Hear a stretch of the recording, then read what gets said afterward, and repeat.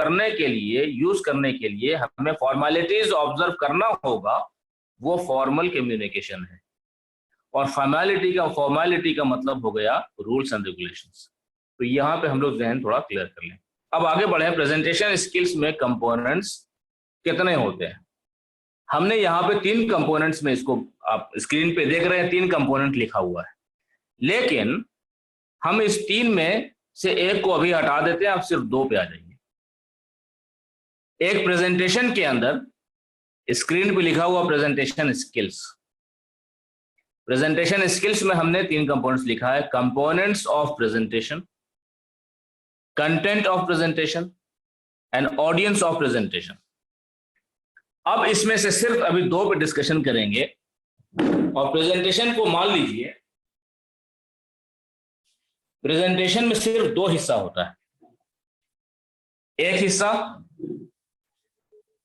Image management, जिसको component of presentation कहेंगे, और दूसरा हिस्सा कंटेंट। अब इसका मतलब क्या होता है, आगे देखिए। जब भी कोई बंदा प्रेजेंटेशन देता है तो उसके दिए हुए प्रेजेंटेशन के अंदर 2 हिस्सा है। एक हिस्सा उसकी, वो जो स्टेज पे जो गया है और जाकर के खामोश खड़ा है, तो प्रेजेंटेशन के बहुत सारे कंपोनेंट्स ऑलरेडी वहां मौजूद है, अभी उसने एक लफ्ज भी बोला नहीं। तो कौन कौन से कंपोनेंट्स मौजूद हैं, स्क्रीन पे देखिए। इमेज मैनेजमेंट के सारे कंपोनेंट्स उस खामोश आदमी में मौजूद हैं जो प्रेजेंटेशन देने के लिए स्टेज पे खामोशी से अभी फिलहाल खड़ा है। ये एक हिस्सा हो गया प्रेजेंटेशन का। और दूसरा हिस्सा क्या है, दूसरा हिस्सा है कंटेंट। कंटेंट का मतलब क्या है, कंटेंट का मतलब है आपने जो कुछ भी बोला या आप जो कुछ भी बोलते हैं वही आपका कंटेंट है। तो लिहाजा प्रेजेंटेशन को हमने 2 मेजर हिस्से में बांट दिया, एक कंपोनेंट ऑफ प्रेजेंटेशन और दूसरा कंटेंट। यही 2 हिस्से होते हैं प्रेजेंटेशन के अंदर।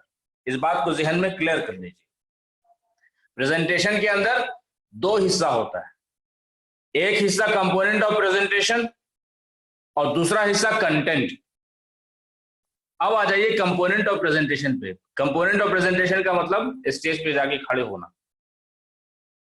अब उसके अंदर क्या क्या है, उसके अंदर इमेज मैनेजमेंट के सारे कंपोनेंट्स हैं। जैसे सबसे पहला फिजिकल अपीयरेंस। जब आप स्टेज पे खड़े हैं तो your physical appearance is already part of your presentation. तो फिजिकल अपीयरेंस दरअसल हमारा होना कैसे चाहिए, जब हम प्रेजेंटेशन देंगे किसी भी टॉपिक पे तो हम स्टेज पे जाएंगे और स्टेज पे जाकर के उस टॉपिक पे बोलेंगे या उस प्रोडक्ट को प्रेजेंट करेंगे।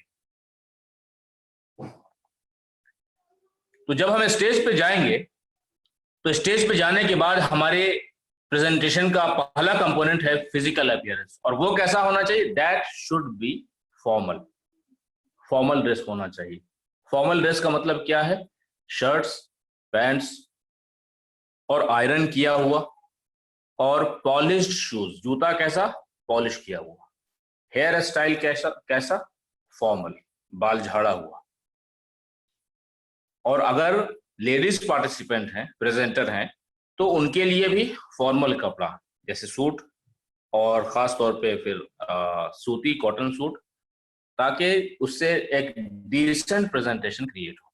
दूसरा component face expression.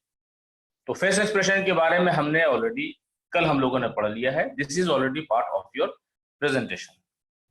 Image management में फेस एक्सप्रेशन के डिटेल हम लोग पढ़ चुके हैं। जब आप प्रेजेंट कर रहे हैं किसी टॉपिक पे किसी ऑडियंस के सामने, तो कुछ मेजर चीजें हैं फेस एक्सप्रेशन के बारे में कि यू शुड लुक कॉन्फिडेंट। चेहरे से कॉन्फिडेंस का इजहार होना चाहिए। चेहरा साफ सुथरा होना चाहिए, परेशान नहीं होना चाहिए। ऐसा नहीं है कि आप भागे भागे दौड़े दौड़े आए, देर से आए, आपकी प्रेजेंटेशन का टाइम हो गया और आप बिल्कुल पसीना पसीना है और आप उसी पसीना पसीना हालत में स्टेज पे चले गए। तो that would not be a right method of going on stage. ये स्टेज पे जाने का सही तरीका नहीं है, क्योंकि आपका फेस एक्सप्रेशन, आपका थका हुआ फेस एक्सप्रेशन या परेशान फेस एक्सप्रेशन, वो आपके प्रेजेंटेशन को खराब कर देगा। इसलिए जरूरी ये है कि जब आप प्रेजेंटेशन देने के लिए जा रहे हैं तो पहले आप तैयार रहिए, आपका चेहरा फ्रेश हो, साफ सुथरा हो, पसीना ना हो, गर्दा नहीं हो, अननेसेसरी कोई चीज चेहरे पे नहीं हो, चेहरा स्माइलिंग हो, कॉन्फिडेंट हो, चेहरे पे परेशानी के अभाव भी ना हो, टेंशन के अभाव भी ना हो, डर डर भी नहीं। Third component of presentation is your eye contact. Presentation में क्या किया जाता है और आई कॉन्टैक्ट कैसा होना चाहिए, इस बात का ध्यान रखना जरूरी है। प्रेजेंटेशन इज नॉट इंटरव्यू, ठीक है, इस बात का ध्यान रखिए। Interview is a different form of communication, presentation interview नहीं है, और प्रेजेंटेशन गॉसिप भी नहीं है। तो प्रेजेंटेशन में आई कांटेक्ट कैसी होनी चाहिए? प्रेजेंटेशन में जरूरी है कि आप ऑडियंस से, आप किससे बात कर रहे हैं, प्रेजेंटेशन में आप किससे बात करते हैं, आप 1 to 1 बात नहीं करते हैं, बल्कि आप ऑडियंस से बात करते हैं। इसलिए आपका आई कांटेक्ट ऑडियंस के साथ एस्टैब्लिश होना जरूरी है, यानी ऑडियंस में बैठे हुए लोगों को आपको देखना जरूरी है। क्यों? क्योंकि आप जो बात कह रहे हैं अपनी, वो आप उन लोगों से कह रहे हैं, इसीलिए आपको उनसे मुखातिब होना जरूरी है और आई कांटेक्ट एस्टैब्लिश करना उनसे जरूरी है। बहुत बार देखा यह जाता है कि प्रेजेंटेशन देते वक्त कुछ भूल गए तो फिर सीलिंग देखने लगे, है ना, ऊपर देखते हैं, सोचते हैं कि शायद कुछ याद आ जाए, तो ये जो है आई कांटेक्ट अभी कहाँ है? सीलिंग के ऊपर, पंखा के ऊपर। This is wrong.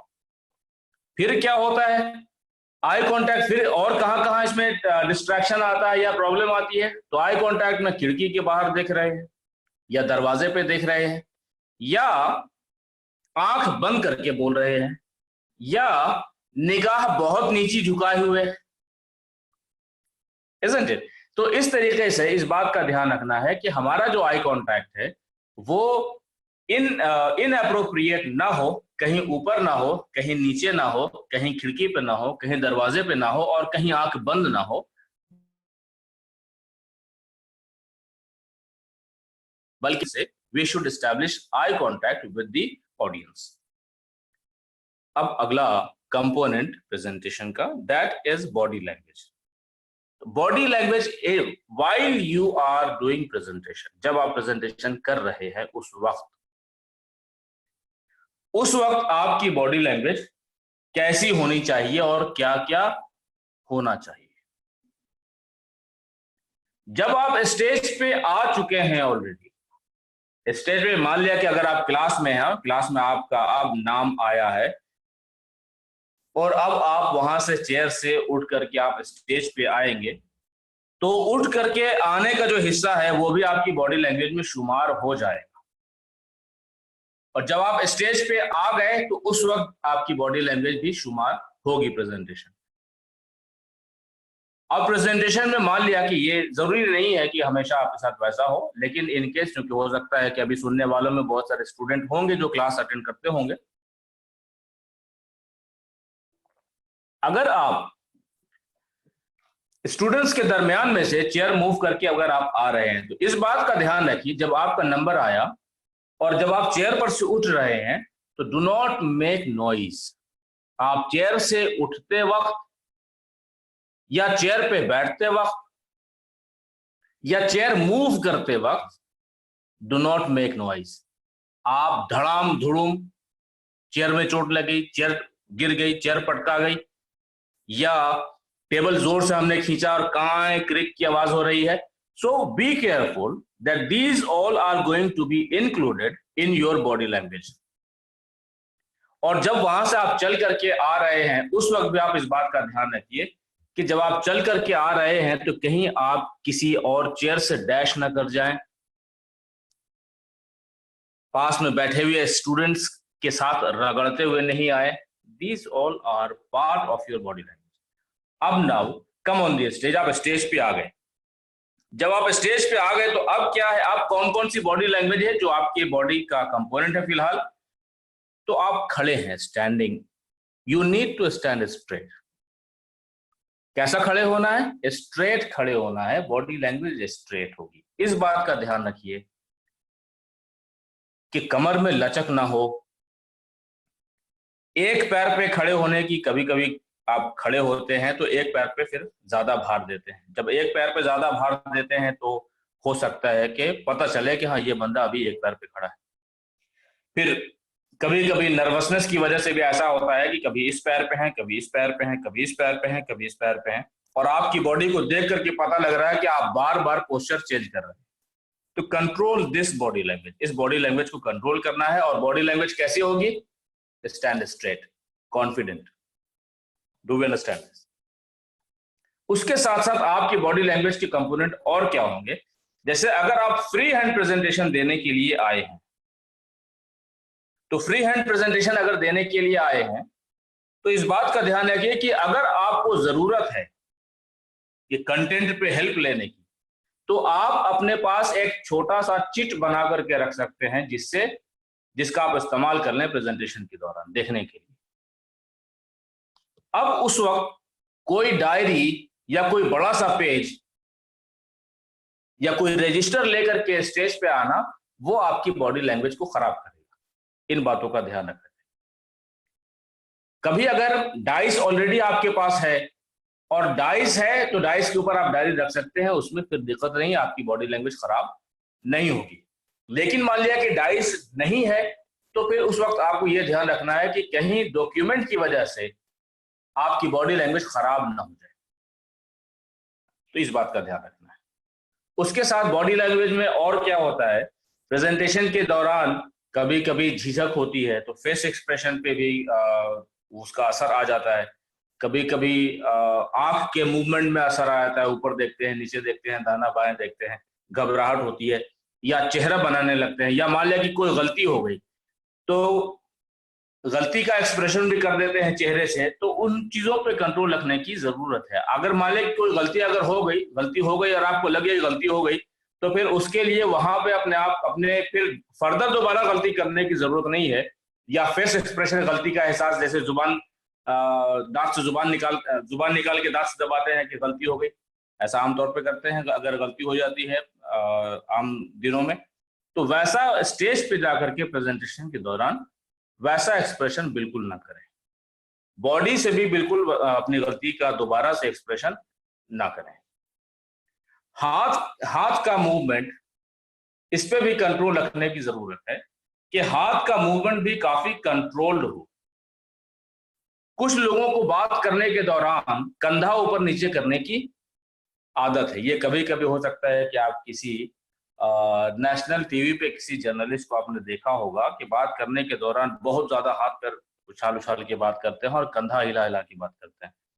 तो control that body language, that is not suitable for formal presentation. Move ahead, अब आगे चलिए। अगला कंपोनेंट है आपकी प्रेजेंटेशन का कॉन्फिडेंस। कॉन्फिडेंस मीन्स व्हाट, वो हम लोग अभी आगे डील करेंगे। प्रेजेंटेशन के अगले और कंपोनेंट्स क्या हैं? Your energy, commitment, involvement is part of your presentation. Your language and paralinguistic, eloquence and time limit. These all are components of your presentation. इनमें से कुछ को हम लोग अभी डील भी करेंगे। फिजिकल अपीयरेंस के बारे में हमने आपको बता दिया। फिजिकल अपीयरेंस कैसा होना चाहिए? Formal dress, polish shoe, formal face expression, formal belt, घड़ी अगर है तो घड़ी भी फॉर्मल। फेस एक्सप्रेशन के बारे में भी अभी हम लोगों ने बात कर लिया। फेस एक्सप्रेशन कैसा? Your face expression should be formal, वो सेंटिमेंटल नहीं, स्ट्रेस्ड नहीं। और इस बात का भी ध्यान रखना है कि स्टेज पे जा करके बहुत ज्यादा हंसा नहीं जाता है। You can smile but you can not laugh. This is better to not laugh. और इस पे भी ध्यान रखने की और कंट्रोल करने की जरूरत है। वो बॉडी लैंग्वेज और फेस एक्सप्रेशन का ही हिस्सा होगा।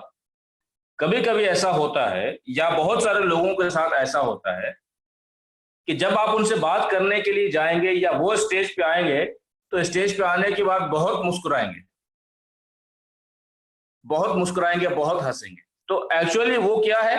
That is expression of nervousness. इसको सिम्पर कहते हैं, SIMPER। सिंपर, सिंपर का मतलब होता है नादान की तरह हंसना। तो कभी कभी कोई शर्मा के नहीं हंसता है, तो शर्मा के हंसने को ही कहते हैं सिंपरिंग। या नादान, कोई नादान, उसको समझ में नहीं आ रहा है करें क्या, तो फिर वो हंसने लगेगा। This is called simpering. तो we need to be careful about not doing simpering. Avoid informal face expression, whatever you speak that should be shown by your face expression also. हाँ, ये इंपॉर्टेंट है जो अभी हमने discussion में miss किया। जो आप बोल रहे हैं और जैसी बात आप बोल रहे हैं, आपका चेहरा और चेहरे का एक्सप्रेशन उस बात को कन्वे करे, ये जरूरी है, तब आपकी बात इफेक्टिव हो जाए।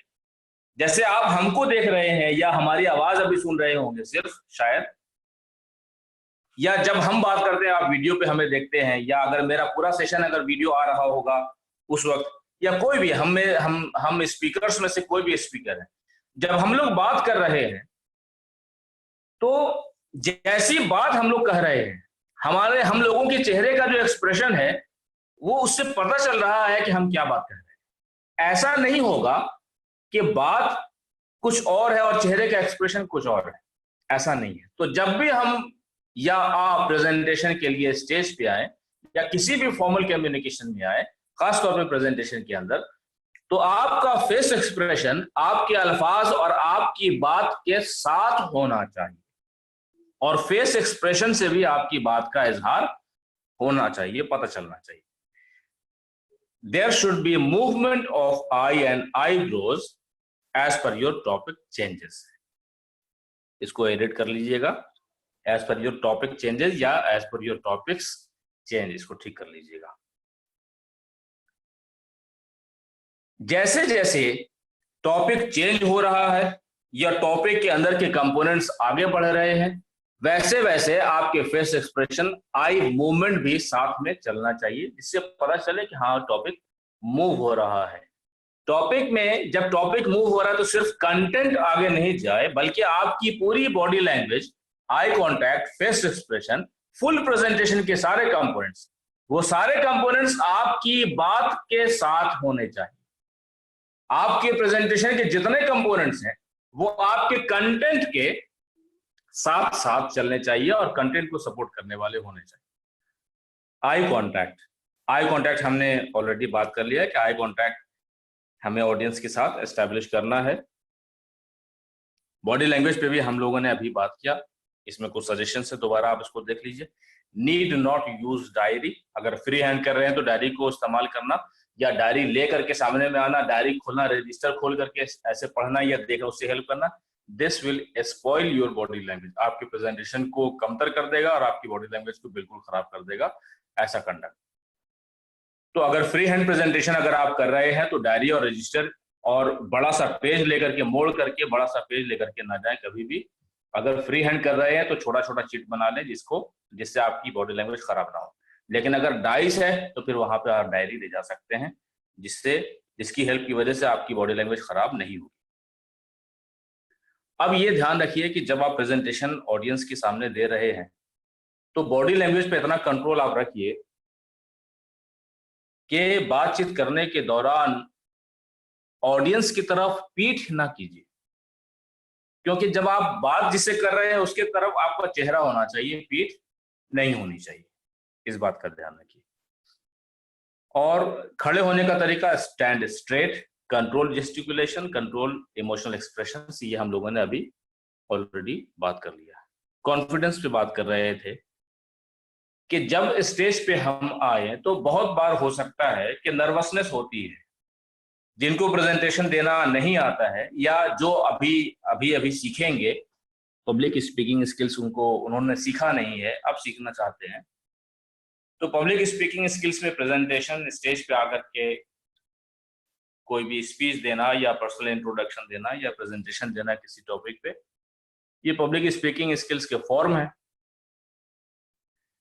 तो कॉन्फिडेंस अपने अंदर फील भी करना और अपने आप को तैयार रखना कि I will remain confident on stage also. Stage पे जैसे ही जाते हैं वैसे ही हेजिटेशन और घबराहट होती है, कोई बात नहीं, ये नॉर्मल सी चीज है, उस पर कंट्रोल रखना है। प्रेजेंटेशन में या किसी भी फॉर्म ऑफ पब्लिक स्पीकिंग में या फॉर्मल कम्युनिकेशन के दूसरे फॉर्म में भी कॉन्फिडेंस का होना ये आपकी जरूरत है। इस वजह से किसी अननेसेसरी वजह से अपने कॉन्फिडेंस को लूज नहीं कीजिए, पॉजिटिव सोचिए और अपने अंदर ताकत महसूस कीजिए, कॉन्फिडेंस बना रहेगा। अब इसके अलावा कॉन्फिडेंस होने के कुछ फैक्टर्स होते हैं। ऐसा नहीं है कि कॉन्फिडेंस आपके कंट्रोल में नहीं है, ऐसी बात नहीं है। और ऐसी बात भी नहीं है कि कॉन्फिडेंस को, बहुत सारे लोग कहते हैं कि पब्लिक स्पीकिंग अपना अपना ओपिनियन है, लेकिन हम इस बात को बहुत फर्मली समझते हैं कि ऐसी बात नहीं है कि जो चीज आपको पहले से नहीं आती है तो वो आज नहीं आ सकती है। जैसे लीडरशिप और पब्लिक स्पीकिंग स्किल्स के बारे में बहुत जगह पे ये कहा भी जाता है और ये सही भी है कि ये नेचुरल चीज है। ये बात सही है, हम अग्री करते हैं, लेकिन ऐसी बात नहीं है कि अगर हमको नहीं आता है पब्लिक स्पीकिंग स्किल तो हम सीख नहीं सकते हैं। ऐसा नहीं है। You can learn. अगर लीडरशिप स्किल्स हमारे अंदर अभी नहीं है तो ऐसी बात नहीं है कि हम सीख नहीं सकते हैं, बल्कि यू कैन लर्न। हाँ, you need a trainer. You need right training system that can develop those abilities in you. Confidence पढ़ने से कॉन्फिडेंस नहीं आता है, और पब्लिक स्पीकिंग स्किल्स के बारे में सिर्फ पढ़ने से पब्लिक स्पीकिंग स्किल्स नहीं आ सकता है, और लीडरशिप स्किल्स के बारे में पढ़ने से सिर्फ लीडरशिप स्किल्स नहीं आ सकता है। Right training is required for developing those skills and talent. आगे देखिए, कॉन्फिडेंस कैसे आएगा, उसमें मदद कैसे मिलती है।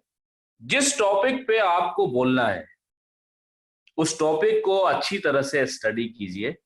जब आपका नॉलेज उस टॉपिक पे इनफ होगा और अच्छी तरीके से जानेंगे तो आपके उस नॉलेज का इंपैक्ट कहां पड़ेगा? आपके कॉन्फिडेंस के ऊपर। When you have clear concept of the topic, when you have knowledge of the topic, this will help in your confidence. When you have a clear concept of the topic, this will build your confidence. And when your topic is relevant, आप वो बात कर रहे हैं जो बात relevant है, कह रहे हैं उसके लिए भी relevant है। अगर irrelevant है तो फिर ये आपके लिए एक चैलेंज है, आपको उस वक्त ये मदद नहीं करेगा कॉन्फिडेंस बिल्ड करने में। लेकिन अगर ये टॉपिक रेलिवेंट है तो ये आपकी कॉन्फिडेंस को बिल्ड करने में मदद करेगा। अब चौथा सजेशन इंपॉर्टेंट इसमें ये है कि नर्वसनेस हो सकती है, तो नर्वसनेस को क्या करेंगे? ये एक नेचुरल सी बात है, नर्वसनेस होना ये एक नेचुरल सी बात है, ये कोई बहुत खराब बात नहीं। तो करना क्या है? इस नर्वसनेस को सामने नहीं लाने दीजिए। कोशिश कीजिए कि ये नर्वसनेस आपके सामने में नहीं आए। तो अपनी कोशिश से इस नर्वसनेस को अपने अंदर ही दबा दीजिए। जैसे आप स्टेज पे खड़े हैं, अंदर अंदर घबराहट है और सांस तेज चल रही है, धड़कन तेज चल रही है, हाँ, लेकिन चेहरे से इसको जाहिर नहीं होने दीजिए और इसको बोल भी मत दीजिए कि हम बहुत डरे हुए हैं। बोलने की जरूरत क्या है? हाँ, उसको कंट्रोल कर लीजिए, अपनी आवाज पे कंट्रोल रखिए और आहिस्ता हो जाइए, स्पीड को कम कर लीजिए। तो स्पीड कम कर लेंगे तो ये नर्वसनेस पे धीरे धीरे आप काबू पा लेंगे और इस नर्वसनेस को अपने अंदर कंट्रोल में रख लेंगे, फिर आपका परफॉर्मेंस अच्छा हो जाएगा इंशाल्लाह। Now move ahead. Energy, commitment and involvement. Presentation जब दे रहे हैं या पब्लिक स्पीकिंग की किसी और फॉर्म को इस्तेमाल कर रहे हैं जैसे स्पीच, आप देखते होंगे बहुत सारे मोटिवेशनल स्पीकर को। तो मोटिवेशनल स्पीकर जो बोल रहा है वो क्या है? कंटेंट, ठीक है। जो फॉर्म ऑफ कम्युनिकेशन वो क्या है? That is speech, that is a type of presentation, isn't it? तो उनके बोलने के स्टाइल को, जैसे मान लिया कि अगर हमारा भी मोटिवेशनल कभी लेक्चर है या अभी ही जो ऑनलाइन लेक्चर ही चल रहे हैं जिसमें हम आपको देख नहीं पा रहे हैं, उसमें भी बहुत सारे कंटेंट बीच में ऐसे आते हैं जिसमें आप देखेंगे कि हमारे बात करने के तरीके में काफी एनर्जी और स्ट्रेस एम्फेसिस है, और फिर उसमें कई कंटेंट ऐसे भी आते हैं जिससे आपको मोटिवेशन मिलता है, इजंट इट? तो जब हम प्रेजेंटेशन दे रहे हैं और जब हम स्पीच दे रहे हैं तो उसमें हमारा क्या होना चाहिए? हम बोल रहे हैं तो हमारी एनर्जी का मौजूद होना जरूरी है। हमारे अंदर कमिटमेंट होना जरूरी है, हमारे अंदर इन्वॉल्वमेंट का मतलब मन का लगना, इस काम में हम मन लगा रहे हैं, ये इन्वॉल्वमेंट है। कमिटमेंट क्या है? इस काम को हम करके छोड़ेंगे, ये है कमिटमेंट। अगर मान लिया कि हम वो काम कर रहे हैं जिस काम में हमारा खुद ही मन नहीं लग रहा है, तो वो काम कैसा होगा? या हम अभी वो काम कर रहे हैं जिस काम को हम ही खुद अच्छी तरीके से करना नहीं चाहते हैं, तो उस काम का परफॉर्मेंस कैसा होगा? या वो काम जिस काम को करने में हमको एनर्जी ही नहीं मिल रही है, हम थकेला के जैसे हैं, जैसे बिल्कुल थका हुआ बेमन का काम करना, जबरदस्ती काम हो रहा है, तो फिर उस काम में परफॉर्मेंस कैसा होगा? Isn't it? So then when we want to perform high in presentation, when we want to perform high in public speaking, when we want to perform high in speech, in lecture, in workshop, in presentation, in seminar, in conference, in these all formal situations, what we need to be interested in this work. We need to be involved in this work. We need to take a decision and determination that I will do it.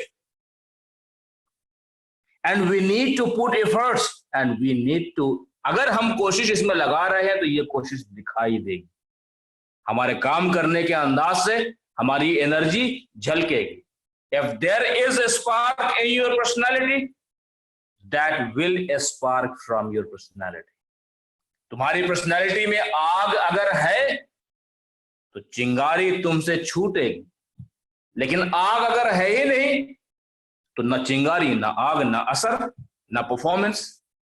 Then what we need to develop energy, we need to be involved in this work, we need to determine that I will do it, and we need to be committed कि इसको करके छोड़ेंगे। Then अगर ये चीज है तो फिर हमारे परफॉर्मेंस में और हमारे प्रेजेंटेशन में एनर्जी, कमिटमेंट और इन्वॉल्वमेंट दिखाई देगा। कैसे पॉसिबल है? When you like your work and topic, when you are involved in the topic and you put efforts in this, and when you are committed. आपने फैसला कर लिया है ये काम हमको नहीं आता था, प्रेजेंटेशन हमको नहीं आता था, हम सीख के छोड़ेंगे। आज प्रेजेंटेशन करने में स्टेज पे हम थरथराते हैं, मेरा पैर थरथराता है, कल हम वो स्किल सीख लेंगे कि 2000 और 5000 लोगों के सामने भी हम डट करके जबरदस्त तरीके से स्पीच देंगे।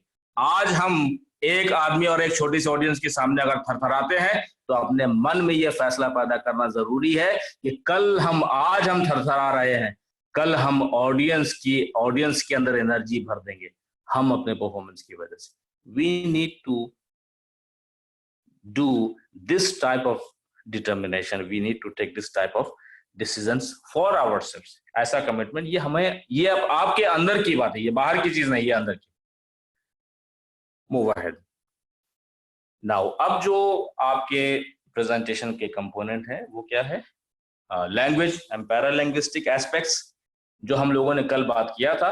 अब इसमें इस बात का ध्यान रखिए कि आपको ये समझना होगा कि आप अपने लिए कौन सा स्टैंडर्ड चुनना चाहते हैं और आप कहां पे जाकर के ठहरना चाहते हैं, यानी कौन से स्टैंडर्ड ऑफ परफॉर्मेंस पे जाकर के आप रुकना चाहते हैं।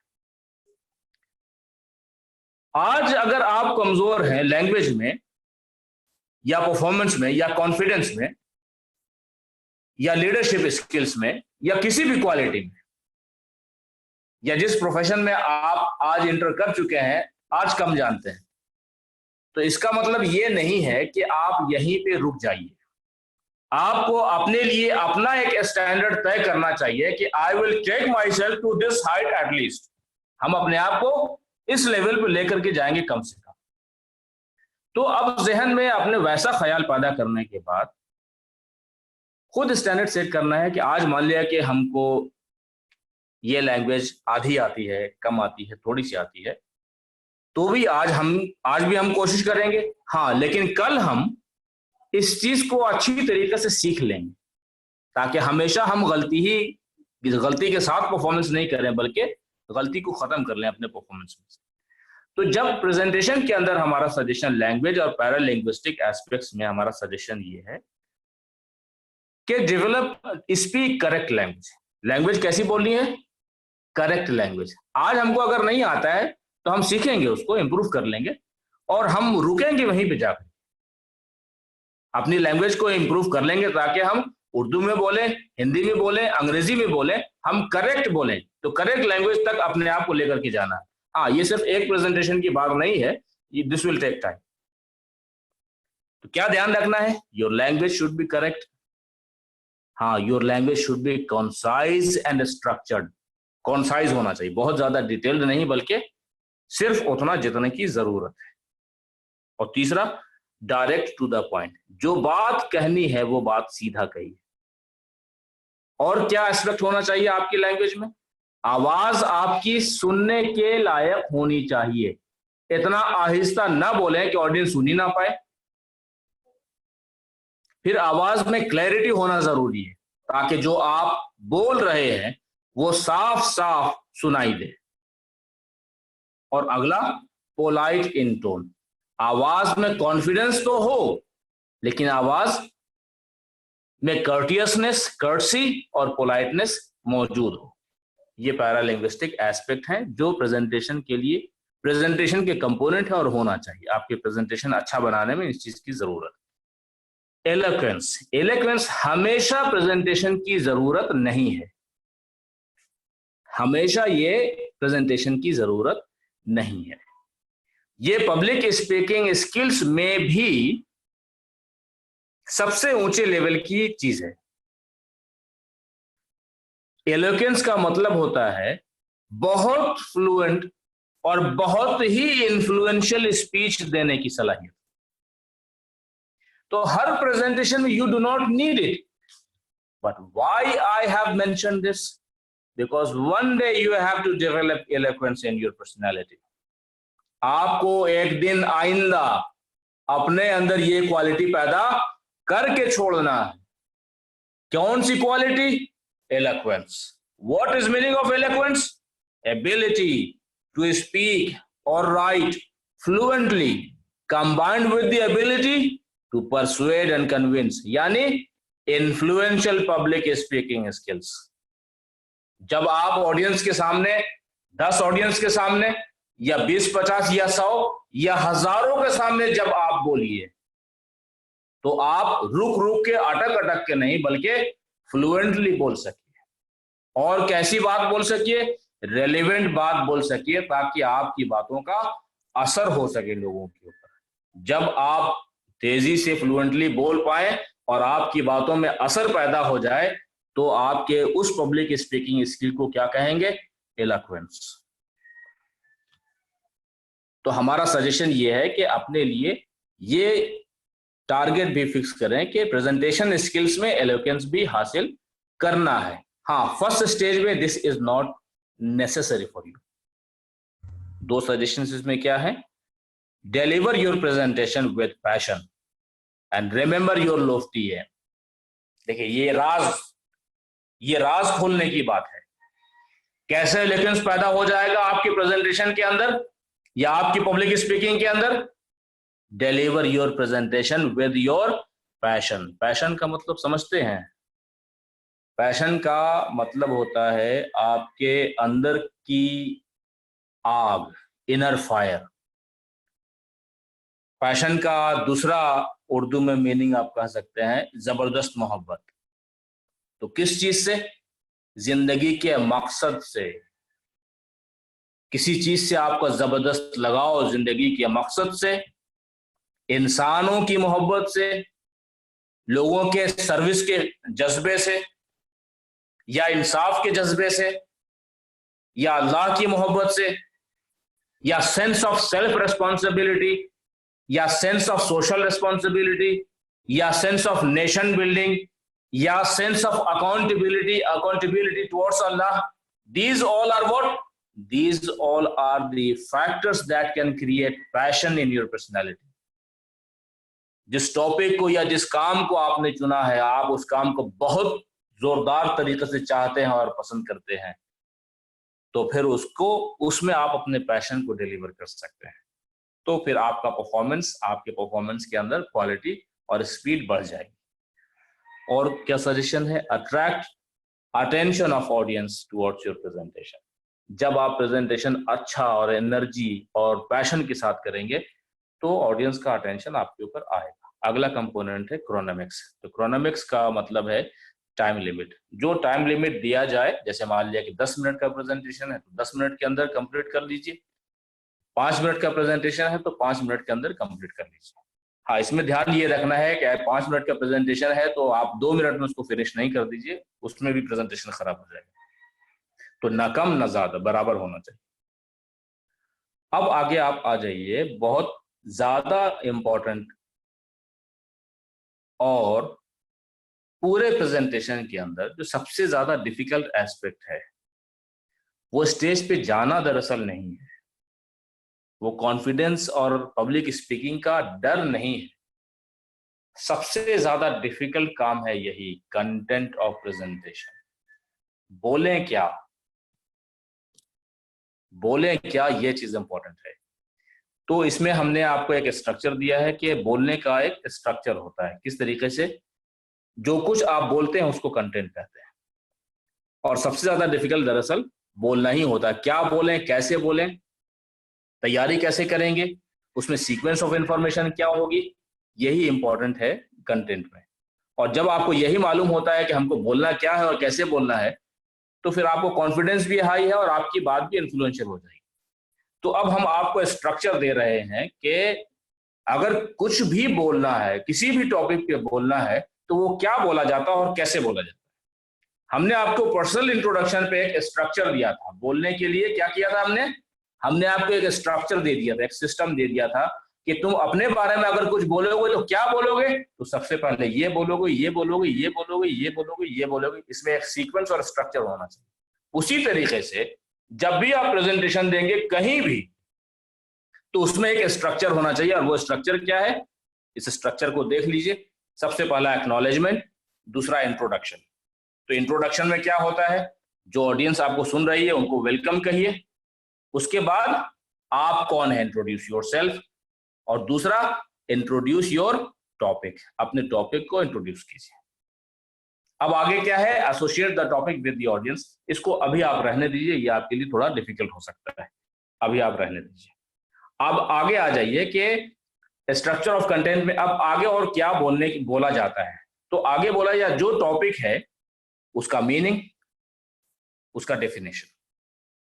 उसके बाद अगर उस टॉपिक में टाइप्स हैं, यानी different types of the topic होता है। जैसे मान लिया कि हाथ पे बोल रहे हैं, तो हाथ पे आपने बोला तो हाथ की कंपोनेंट आपने बोला, हाथ है, फोर आर्म्स है, रिस्ट है, पाम है, हथेली है और उंगलियां हैं। तो इस तरीके से आपने बताया। उसके बाद फिर टाइप ऑफ, मान लिया कि टाइप ऑफ फिंगर्स है तो फिर 5 उंगली है। इस तरीके से जो टॉपिक के अंदर जो कंटेंट होता है, यानी टॉपिक के बॉडी के जो कंपोनेंट्स हैं, वही प्रेजेंटेशन के कंपोनेंट्स होने, ये प्रेजेंटेशन में कंटेंट का कंपोनेंट होना चाहिए। टाइप ऑफ द टॉपिक, आगे देखिए। अगर प्रोसेस है तो प्रोसेस ऑफ द टॉपिक। उसके बाद कैरेक्टरिस्टिक्स ऑफ द टॉपिक, यानी क्वालिटीज ऑफ द टॉपिक। उसके बाद इंपॉर्टेंस और नीड ऑफ द टॉपिक। फिर अगर स्कोप है तो स्कोप ऑफ द टॉपिक। उसके बाद एडवांटेजेस, उसके बाद डिसएडवांटेजेस, उसके बाद फिर एक केस स्टडी, यानी कोई प्रैक्टिकल कहानी, एग्जाम्पल। ये आपका प्रेजेंटेशन कंप्लीट हो गया। आखिरी में उसको कंक्लूड कर दीजिए, उसको कंक्लूड कर दीजिए और फिर थैंक्स कह दीजिए। जिस तरीके से आपने शुरुआत किया था शुक्रिया से, उसी तरीके से आपने प्रेजेंटेशन कंप्लीट कर लिया शुक्रिया कह के। तो this is structure of content. अब ये स्ट्रक्चर ऑफ कंटेंट आपकी लाइफ में बहुत जगह इस्तेमाल होगा। तो प्रेजेंटेशन की ट्रेनिंग हमने आज कंप्लीट कर दिया। स्ट्रक्चर ऑफ कंटेंट का इस्तेमाल कहां कहां होता है, यहां पे उसका स्कोप देख लीजिए। स्ट्रक्चर, आज की ट्रेनिंग में आपको प्रेजेंटेशन का दोनों हिस्सा याद रखना है। पहला हिस्सा कंपोनेंट्स ऑफ प्रेजेंटेशन। कंपोनेंट क्या है प्रेजेंटेशन का, physical appearance, face expression, eye contact, body language, confidence, energy, language, time. ये 8 कंपोनेंट हो गए। उसके बाद फिर आखिरी कंपोनेंट क्या है? कंटेंट। कंटेंट एक है। अब इस कंटेंट के अंदर स्ट्रक्चर होता है। स्ट्रक्चर क्या होता है वह भी आपके सामने हमने रखा। ये आपका प्रेजेंटेशन की ट्रेनिंग कंप्लीट हो गई। अब स्ट्रक्चर के बारे में थोड़ा सा और जान लीजिए कि स्ट्रक्चर का स्कोप कहाँ कहाँ है। स्ट्रक्चर का स्कोप हर फॉर्मल जगह पे है। यहाँ पे स्क्रीन पे देखिए, in all formal presentations structure की जरूरत है। पर्सनल इंट्रोडक्शन स्ट्रक्चर की जरूरत है। ग्रुप डिस्कशंस में जरूरत है। यहां तक कि किताब जो लिखी हुई है, आप जो किताबें पढ़ते हैं, आप उस किताब को देख लीजिए, क्या उस किताब में स्ट्रक्चर है कि नहीं है। उस किताब का लेसन 1 निकाल लीजिए, उस लेसन 1 में वो स्ट्रक्चर है कि नहीं जो हमने अभी आपको बताया है। और लेसन 2 में भी चले जाइए, उसमें भी देखिए वही स्ट्रक्चर है कि नहीं है। और 3 में और कहीं भी चले जाइए, देखिए स्ट्रक्चर है कि नहीं है। Structure is a method of speaking and writing. फिर assignment, project report, seminar, workshop, इन सब में स्ट्रक्चर है। यहां तक कि हम जो आपसे हर दिन बात करते हैं, क्या मेरे बात करने में स्ट्रक्चर है या स्ट्रक्चर नहीं है? मेरे बात करने में भी हर दिन स्ट्रक्चर है। तो ये स्ट्रक्चर का स्कोप है। बेनिफिट्स क्या है, इससे फायदा क्या होता है? इससे फायदा सबसे पहले ये होता है कि आप समझ जाएंगे अपने टॉपिक को, तो उससे क्या होगा? सेल्फ कॉन्फिडेंस बढ़ेगा। और क्या होगा? Clear idea of the topic. और क्या हो जाएगा? You would know what to speak, you would know how to speak. Better confidence हो जाएगा। कम्युनिकेशन के ऊपर अच्छा असर होगा। ऑडियंस को समझ में आएगा कि आप क्या बात कर रहे हैं। क्लियर अंडरस्टैंडिंग होगी ऑडियंस के लिए और आसान हो जाएगा समझना। और आप जो रिजल्ट लाना चाहते हैं, यानी कम्युनिकेशन को अपने इफेक्टिव बनाना चाहते हैं, प्रेजेंटेशन, आप ऑडियंस को कुछ नॉलेज देना चाहते थे, वो नॉलेज उनको मिल गया, उन्होंने समझ लिया, उनके ऊपर असर हो गया, तो you can bring about the expected result. जो रिजल्ट चाह रहे थे वो आ गया। अब audience of the presentation, audience of the presentation का मतलब ये है जो लोग सुनेंगे वो ऑडियंस है। जब आप प्रेजेंटेशन की ऑडियंस हैं तो कुछ एटिकेट्स होने चाहिए हमेशा। प्रेजेंटेशन सुनने वाले जो ऑडियंस हैं वो, और बाहर में होटल में बैठने वाले कुछ लोग, they are not same, isn't it? तो ये हमें देखने की जरूरत है कि जब हम कभी भी, जब ऑडियंस हैं, हम जब ऑडियंस हैं, स्पीकर जब हैं तो आप प्रेजेंटर हैं, लेकिन जब आप ऑडियंस हैं तो आपके एटिकेट्स क्या होने चाहिए, वो एटिकेट सामने में लिखें। सबसे पहला, मेंटेन साइलेंस। फोन अगर है तो फोन को बंद कर दीजिए या वाइब्रेशन पे कर दीजिए। किसी भी तरह की नॉइज नहीं बनाइए, चाहे पेन ना गिरे, चेयर का मूवमेंट ना हो, फोन की घंटी ना बजे, पेजर ना बजे, मैसेज का घंटी ना बजे, इट्स। फिर आपस में बातचीत करके विस्परिंग ना करें, मर्मरिंग ना करें। कोई अगर अर्जेंट और बहुत इंपॉर्टेंट और रेलिवेंट बात है तो बजाय कहने के आप छोटा सा चिट लिख करके दे दें ताकि नॉइज क्रिएट ना हो। ये आपके अच्छे एटिकेट्स होंगे। अब इसके बाद क्या करना है? टेक माइन्यूट्स। जब प्रेजेंटेशन दे रहा है, कोई भी बंदा दे रहा है और आप ऑडियंस हैं, तो माइन्यूट्स लीजिए। ये प्रेजेंटेशन के ऑडियंस होने का एटिकेट है, या सेमिनार के ऑडियंस का एटिकेट है, या लेक्चर के ऑडियंस का एटिकेट है। टेक माइन्यूट्स। माइन्यूट्स का मतलब पॉइंट वाइज सबको लिख लेना। और बॉडी लैंग्वेज क्या रखना है? That should B formal. Chair में ठीक से बैठिए, मूवमेंट ज्यादा नहीं कीजिए, बॉडी लैंग्वेज पे कंट्रोल रखिए, बिहेवियर पे कंट्रोल रखिए, फॉर्मल बिहेवियर रखिए, और maintain I contact with the presenter. जो प्रेजेंटेशन दे रहा है उसके साथ आई कांटेक्ट मेंटेन कीजिए ताकि प्रेजेंटर को भी लगे कि जिससे बंदे से हम बात कर रहे हैं वो बंदा मौजूद है और हमें सुन रहा है। ये ऑडियंस एटिकेट कंप्लीट हो गए। और ऑडियंस एटिकेट में जो आखिरी एटिकेट है वो क्या है? जब आप प्रेजेंटेशन को सुनेंगे या लेक्चर को सुनेंगे तो आपको बात समझ में आएगी और सवालात क्रिएट होंगे। तो सवालात अगर क्रिएट हो रहे हैं तो उनको बीच में नहीं पूछिए, बल्कि अपने सवालात को नोट कर लीजिए और क्वेश्चन आंसर सेशन में पूछिए, जो हमेशा हम आपसे कहते हैं। तो आप सभी लोग जो भी पार्टिसिपेंट हैं, तो ये जो ऑडियंस एटिकेट्स है, ये सब एटिकेट्स आपके ऊपर आज भी लागू होता है, और जितने भी सेशन आप लोग सुन रहे हैं उन सब पे लागू होता है। और जितने दिनों से सुन रहे हैं उन दिनों से लागू होता है। तो सवालात, प्रेजेंटेशन को या लेक्चर को ध्यान से सुनना, माइन्यूट्स लेना और क्वेश्चन पूछना, ये चीज जरूरी। हमने आज प्रेजेंटेशन कंप्लीट कर दिया। उम्मीद है आप इससे मुस्तफीज होंगे और स्टूडेंट का जो डेली एटिकेट है, डेली इंप्रूवमेंट और मेजरेबल इंप्रूवमेंट, उसको हर दिन इस्तेमाल करते रहिए। सेशन कंप्लीट हुए, बहुत बहुत शुक्रिया। आप सवाल पूछ सकते हैं। Thank you sir. Most welcome. जिनको भी सर से सवाल करना हो हैंड रेस करके अपना क्वेश्चन रख सकते हैं सर के पास।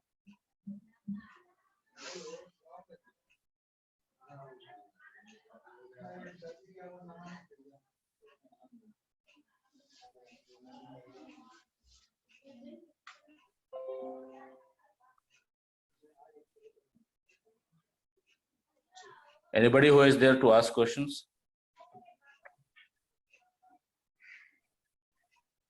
मुझे उम्मीद है ये एक फ्रूटफुल सेशन था। जिनको भी सर से सवाल करना हो हैंड रेस कर सकते हैं।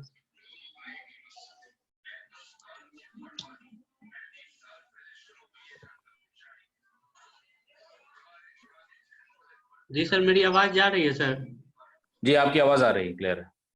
सर मेरा एक सवाल था सर, जब मैं बात करता हूँ सर तो टंग ट्विस्ट बहुत होता है सर, और जब मैं किसी नए आदमी से मिलता हूँ, फेस टू फेस टॉक करना होता है सर, तो टंग ट्विस्ट बहुत होता है सर। मैं जो बात कहना चाहता हूँ वो फ्रीक्वेंटली कह नहीं पाता हूँ। मुझे लगता है कि इससे अच्छा मैं बोल सकता था, पर मैं वो बात कह नहीं पाता हूँ सर। इससे ओवरकम होने के लिए सर कुछ देखिए, ये एडवाइस? कोई बहुत ज्यादा खराब बात नहीं है। हाँ, लेकिन ये कि इस बात का ध्यान रखना है कि ये बहुत ज्यादा दिन तक जारी ना रहे। देखिए, ये क्यों होता है, किसी प्रोफेशन में जब हम नए हैं जी सर, और हमारी लर्निंग पीरियड होती है और हमको ये एहसास होता है कि ये हमारी अभी लर्निंग पीरियड है, तो जहन में कंफ्यूजन बना रहता है कि शायद कहीं गलत तो नहीं है। तो थोड़ा सा इस एहसास की वजह से ऐसा होता है, isn't it? Ji sir. तो अब इसका सीधा सीधा इलाज ये है कि अगर हम अपने नॉलेज में साउंड हैं तो फिर ये हमको कभी होगा नहीं। अगर अपने नॉलेज में साउंड है, जिस काम में है वो काम में हम साउंड है, जिस काम को हम करते हैं उसके सारे प्रोसेस से हम अच्छी तरह से वाकिफ हैं और हम उस प्रोसेस के एक्सपर्ट हैं, तो फिर ये जो झिझक है या जुबान का लड़खड़ा जाना है वो खत्म हो जाएगा। तो जुबान का लड़खड़ा जाना ये आपकी पर्सनालिटी की प्रॉब्लम नहीं है, ये थोड़ी सी प्रैक्टिस और नॉलेज के लिमिटेशन की कमी हो सकती है।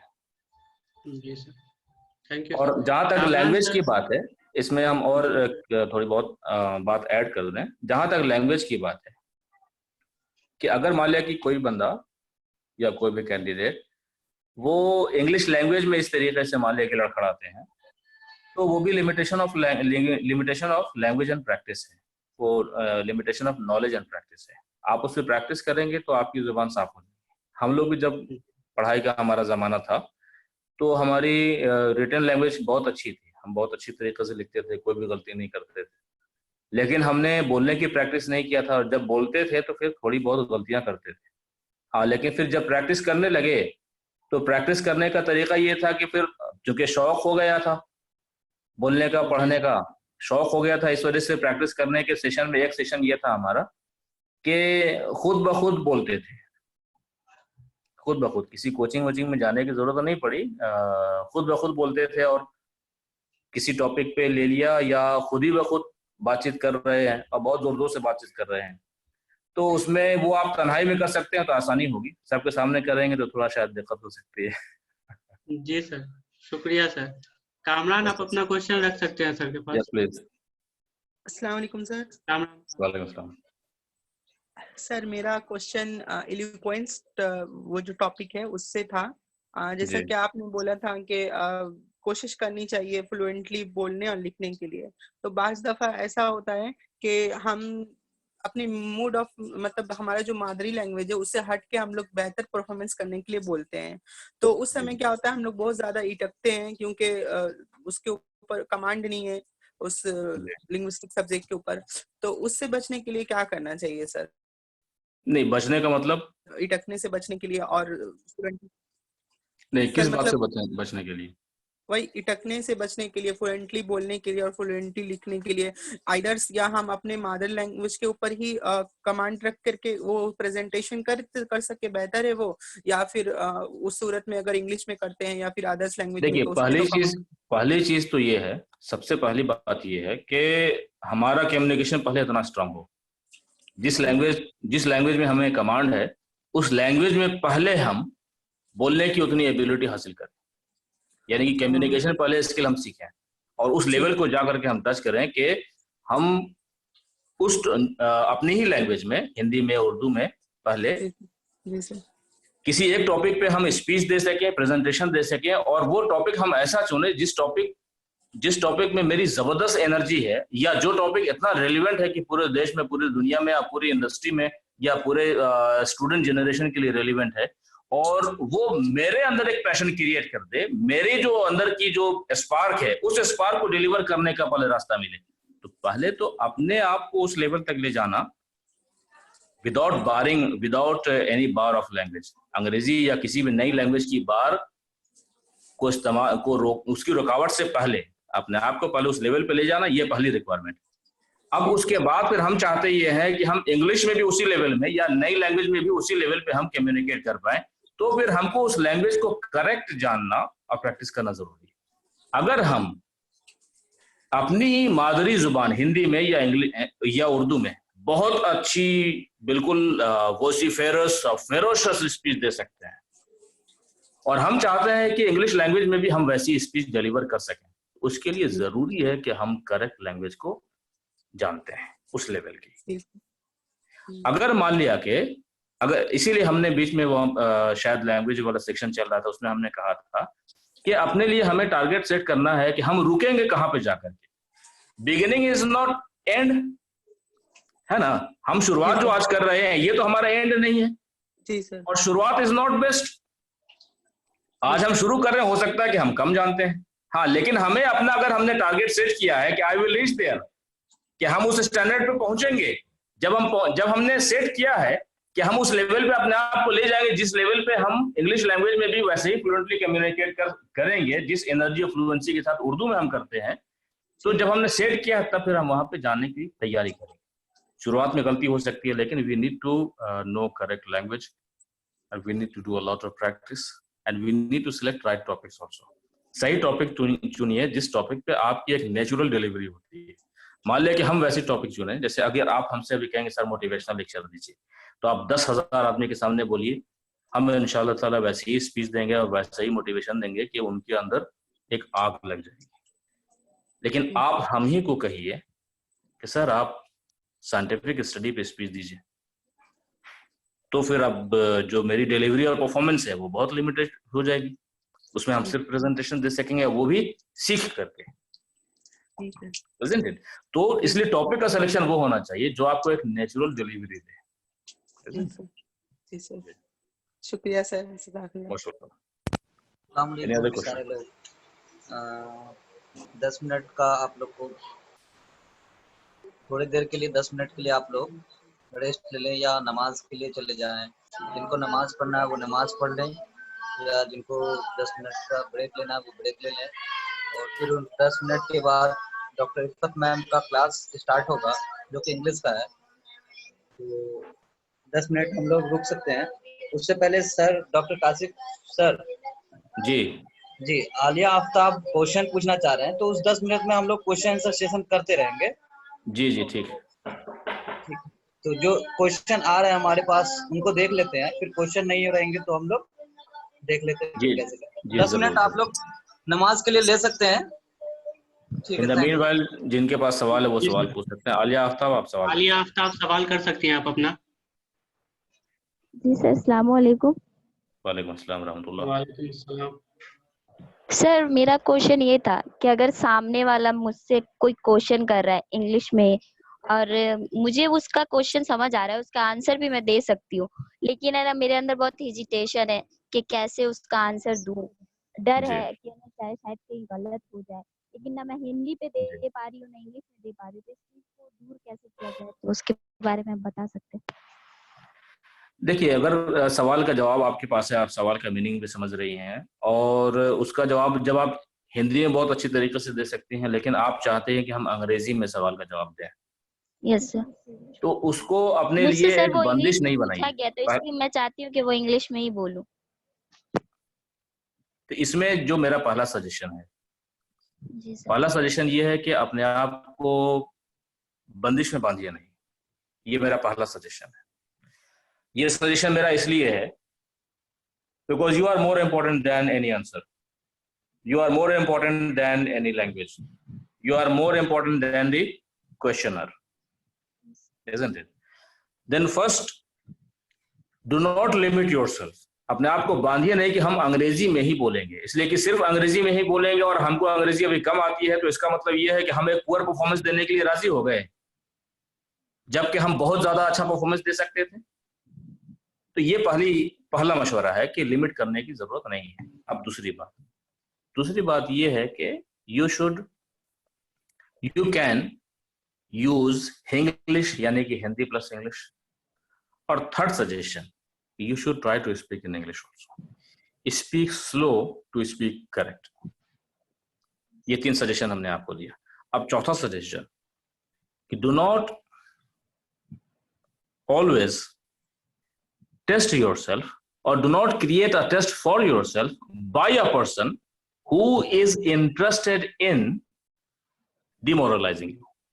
अपने लिए उस आदमी के द्वारा सवाल नहीं उठवाइए, अपने आप को उस आदमी से चेक मत करवाइए जो ये चाहता है कि आपको डिमोरलाइज कर दे। Isn't it? This is your learning period. अगर लाइफ में कभी ऐसा हो जाता है तो दिस इज योर चैलेंज, और चैलेंज आपके लिए अपॉर्चुनिटी। कभी ऐसा हो जाता है तो वो बहुत मजेदार चीज है, हम हारेंगे तो इंशाल्लाह जीतने का फैसला लेंगे। Isn't it? तो इसलिए, लेकिन अपने आप को बंदिश में नहीं बांधिए।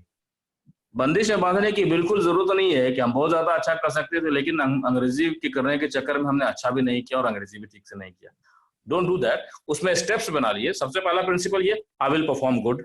दूसरा प्रिंसिपल ये कि I will try to perform good in English also. और तीसरा प्रिंसिपल ये कि try for English, speak slow, try to speak correct, और उसके बाद से keep on doing practice so that you become fluent speaker in that language also.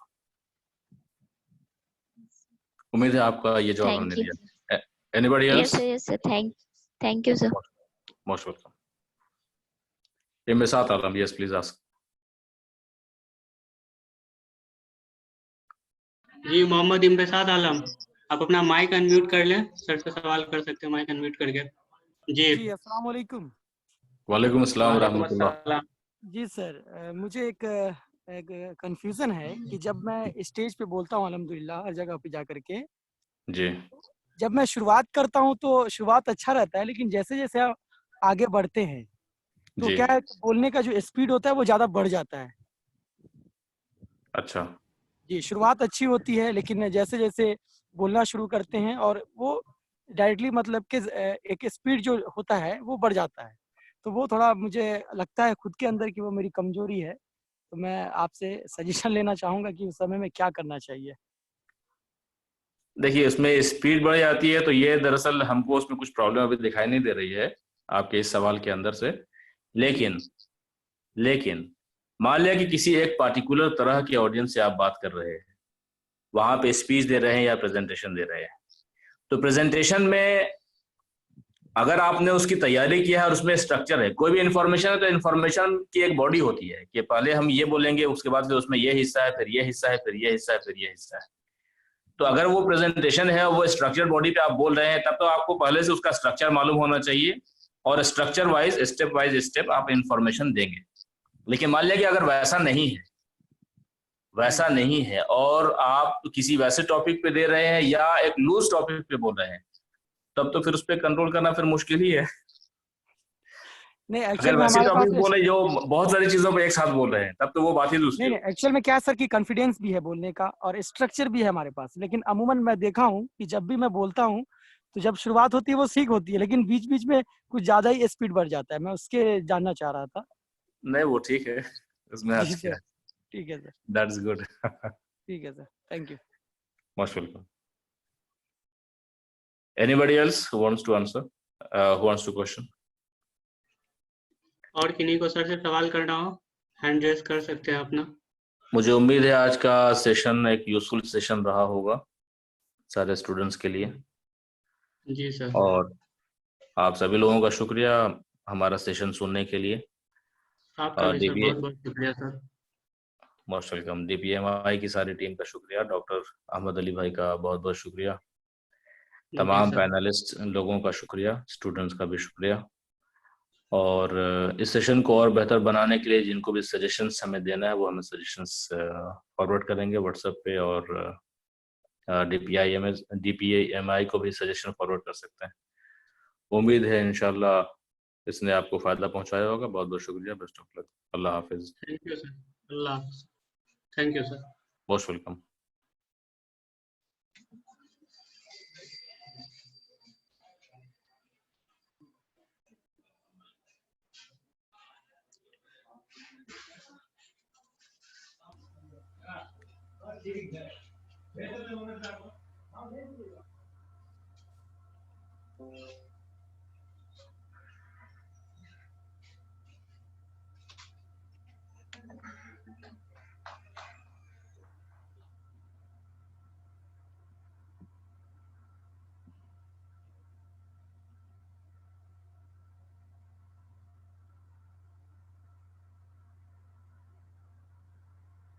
Assalamu alaikum. Anyone can hear me?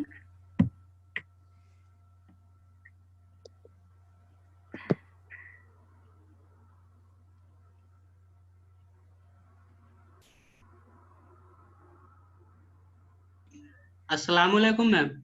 वालेकुम अस्सलाम। जी मैम, मेरी आवाज़ जा रही है मैम? जी बिल्कुल। मेरी बात जी मैम। am I audible? मतलब मेरी आवाज़ सुन सकते हैं? जी जी मैम, आप बोलिए, Okay. आपकी आवाज़ आ So रही है। should we start or wait for few more minutes? जी मैम, We थोड़ी have देर रुक जाती है मैम, 5 मिनट और। okay 5 minutes. ठीक है okay. इस बीच अगर किन्हीं को करना हो। Meanwhile जो अगर जी यहाँ मैम। पे अभी प्रेजेंट हैं उनको अगर कोई क्वेश्चन है तो जी मैम, वही बोल if they रहा था want to discuss anything. Nadeem Nadeem ji ma'am. Nadeem, ji sir. ये लोग इतना फ्री नहीं कि आके बैठ के इंतजार करेंगे। ज्वाइन किए तो जो question I think answer we should session है वो start. करने Yes. दीजिए। ये रिकॉर्डिंग चल रही है, they can वो रिकॉर्डिंग बाद में सुन सकते हैं। जी सर, सवाल के लिए बोल ही रहा था। किसी भी आप जो है इसको हमारे जो है जो ट्रेनर्स हैं उनको होल्ड पे मत डालिए। टाइमली वो आते हैं, बच्चे आए नहीं आए उनको ये करने दीजिए, ठीक है? जी सर। अभी Yes, question answer session 5 minutes हम ले सकते हैं। कोई अगर स्टूडेंट्स के जी पास जी क्वेश्चन है तो क्वेश्चन शुरू otherwise कर we'll start. Ji ji Just ji 10 minutes only for questions if you have. Otherwise we will start. So please present your question if you have, any one of you. किसी भी student के पास अगर कोई question हो तो ma'am से कर सकते हैं क्वेश्चन, हैंड रेस कर लीजिए अपना।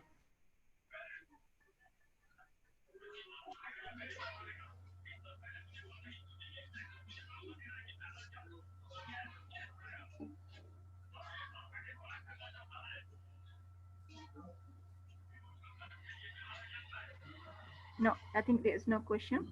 So I'll जी मैम, start now. क्वेश्चन नहीं है मैम, आप अपना सेशन स्टार्ट कर लीजिए मैम। जी बिल्कुल। I'm going to जी start मैम। now, and जी ma'am. they can listen to the recording later if they want to. Okay, हम अभी 6 sessions we have completed 6 sessions till now, और इस 6 session में हमने कुछ grammars और कुछ I mean speaking tips जो कह सकते हैं कि आप कहेंगे how to learn or how to be fluent in English speaking or how to start in fact. तो हमने हर सेशन में कुछ ना कुछ डिस्कस किया है about to master English language. लेकिन अब ये टाइम है कि हमें उसको प्रैक्टिस में लाना है, और कितना हम प्रैक्टिस उसके लिए हम कर रहे हैं और करना चाहते हैं, और अभी तक कितना प्रैक्टिस किया है हमने। ये इज वेरी इंपॉर्टेंट, क्योंकि ये language this is not acquired language, this is a learn language. तो हमें कुछ भी लर्न करने के लिए हमें प्रैक्टिस की ज़रूरत होती है। तो obviously we have to give some more time for this also, instead of just giving the rules of learning, how to learn, what to learn, where to learn. So in this way it's enough that if we take some some instructions how to do this.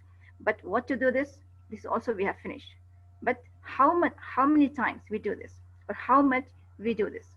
तो ये हमें इसके पर ज़्यादा focus करना है कि हमें कितना टाइम हम इसके लिए दे रहे हैं और कितना प्रैक्टिस कर रहे हैं, क्योंकि लैंग्वेज लर्निंग इतना आसान नहीं है, specially if it is acquired.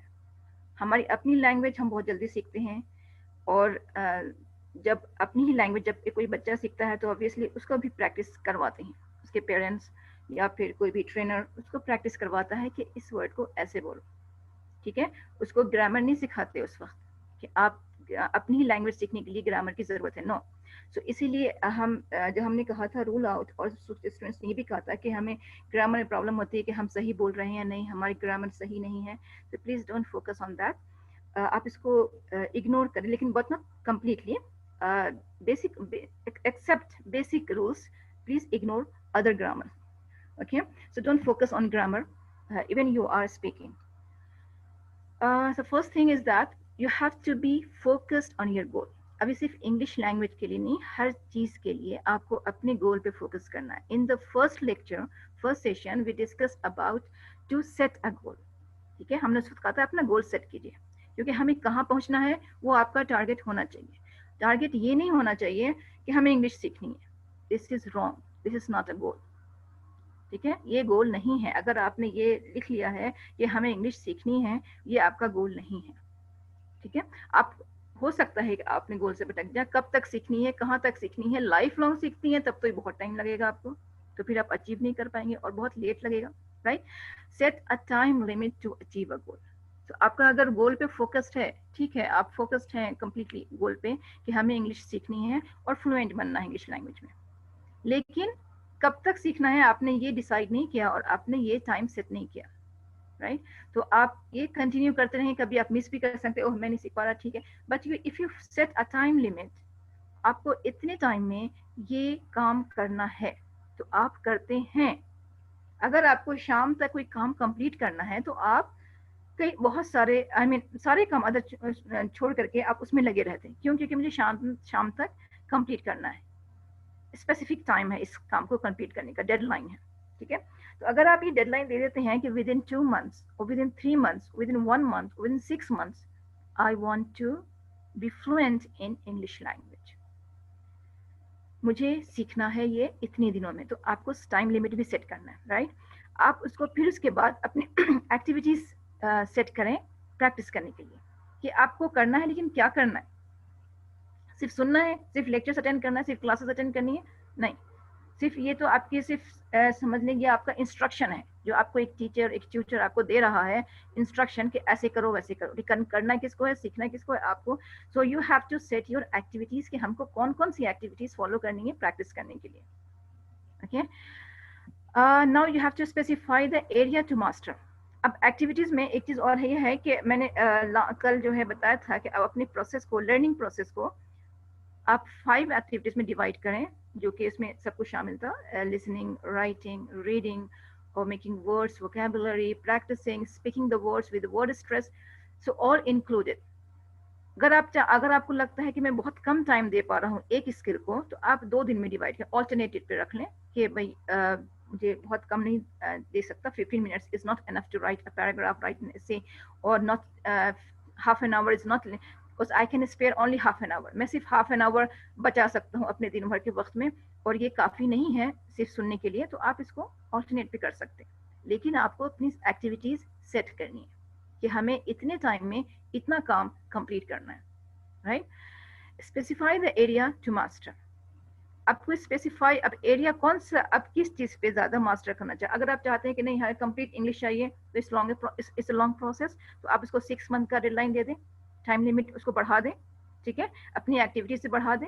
और अगर स्पेसिफिक एरिया है कि हमें सिर्फ स्पेसिफिक स्किल पे मास्टरी हासिल करनी है, जैसे लैंग्वेज स्पीकिंग है, राइट, स्पीकिंग फ्लुएंटली, और I want to I want to learn how to write an essay without any mistake or with proper grammar or without making any kind of mistake, any kind of error, तो आप उसको उसी area में mastery हासिल, खूब लिखेंगे, बहुत continue you will keep writing, आप लिखते रहेंगे, ठीक है।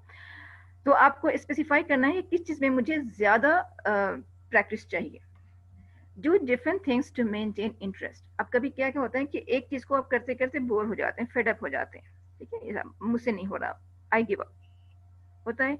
तो आप उसको अपनी एक्टिविटीज को चेंज कर लें, जैसे कुछ डिफरेंट तरीके से करें, कभी अकेले, कभी किसी के साथ, कभी एज एन एंजॉयमेंट। अगर ऑडियो सुन लें तो डिफरेंट काइंड्स ऑफ ऑडियो सुने ताकि आपको इंटरेस्ट आए, अपने इंटरेस्टिंग टॉपिक पे सुने कि भाई मुझे सिर्फ सुनने से मतलब है तो इसका मतलब कुछ भी सुनते रहो, then you will be fed up कि भाई बोर हो गया, मैं नींद आने लगी।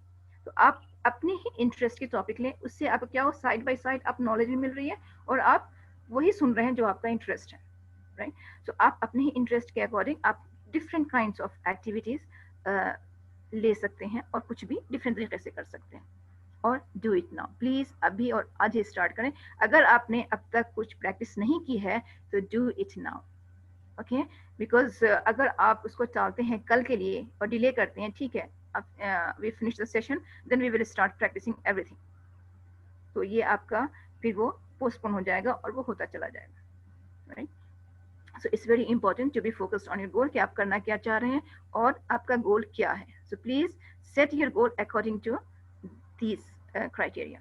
ये नहीं कि सिर्फ मुझे इंग्लिश सीखना है, ये मेरा गोल है, वो फिर आप कब तक अचीव करेंगे, क्योंकि आपने जब टाइम लिमिट नहीं अचीव सेट किया है तो आपका लर्निंग की भी टाइम लिमिट नहीं होगी कि आप कब तक अचीव कर सकते हैं वो आपके टारगेट को, कुछ नहीं, okay. And then create a schedule for yesterday I discussed about this, so it's again I rewind. So this is question mark, it's telling that how much time you can provide, so it's up to you what you do for reading, how much time you can provide, so you can please note it down and then follow it each day. So please fill this remove this question mark and write it yourself, how much time you can give it for practice.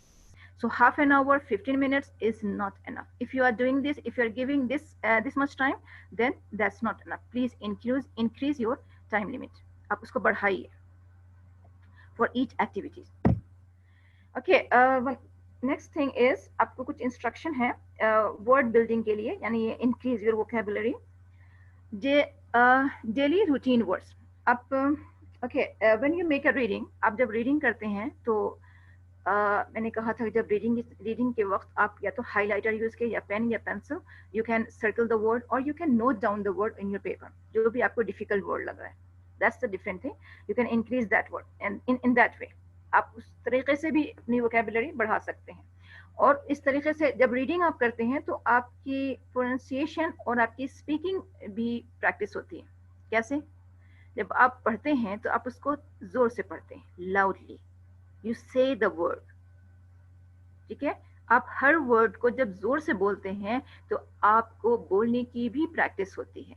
जैसे अभी हमारे एक student थे जिन्होंने Kashif sir से सवाल किया था कि वो टंग ट्विस्ट होता है या फिर वो बोल नहीं पाते ठीक से, तो इसके लिए उन्होंने बहुत सही आंसर दिया था कि आपको प्रैक्टिस की ज़रूरत है, इसके लिए कोई इलाज नहीं है।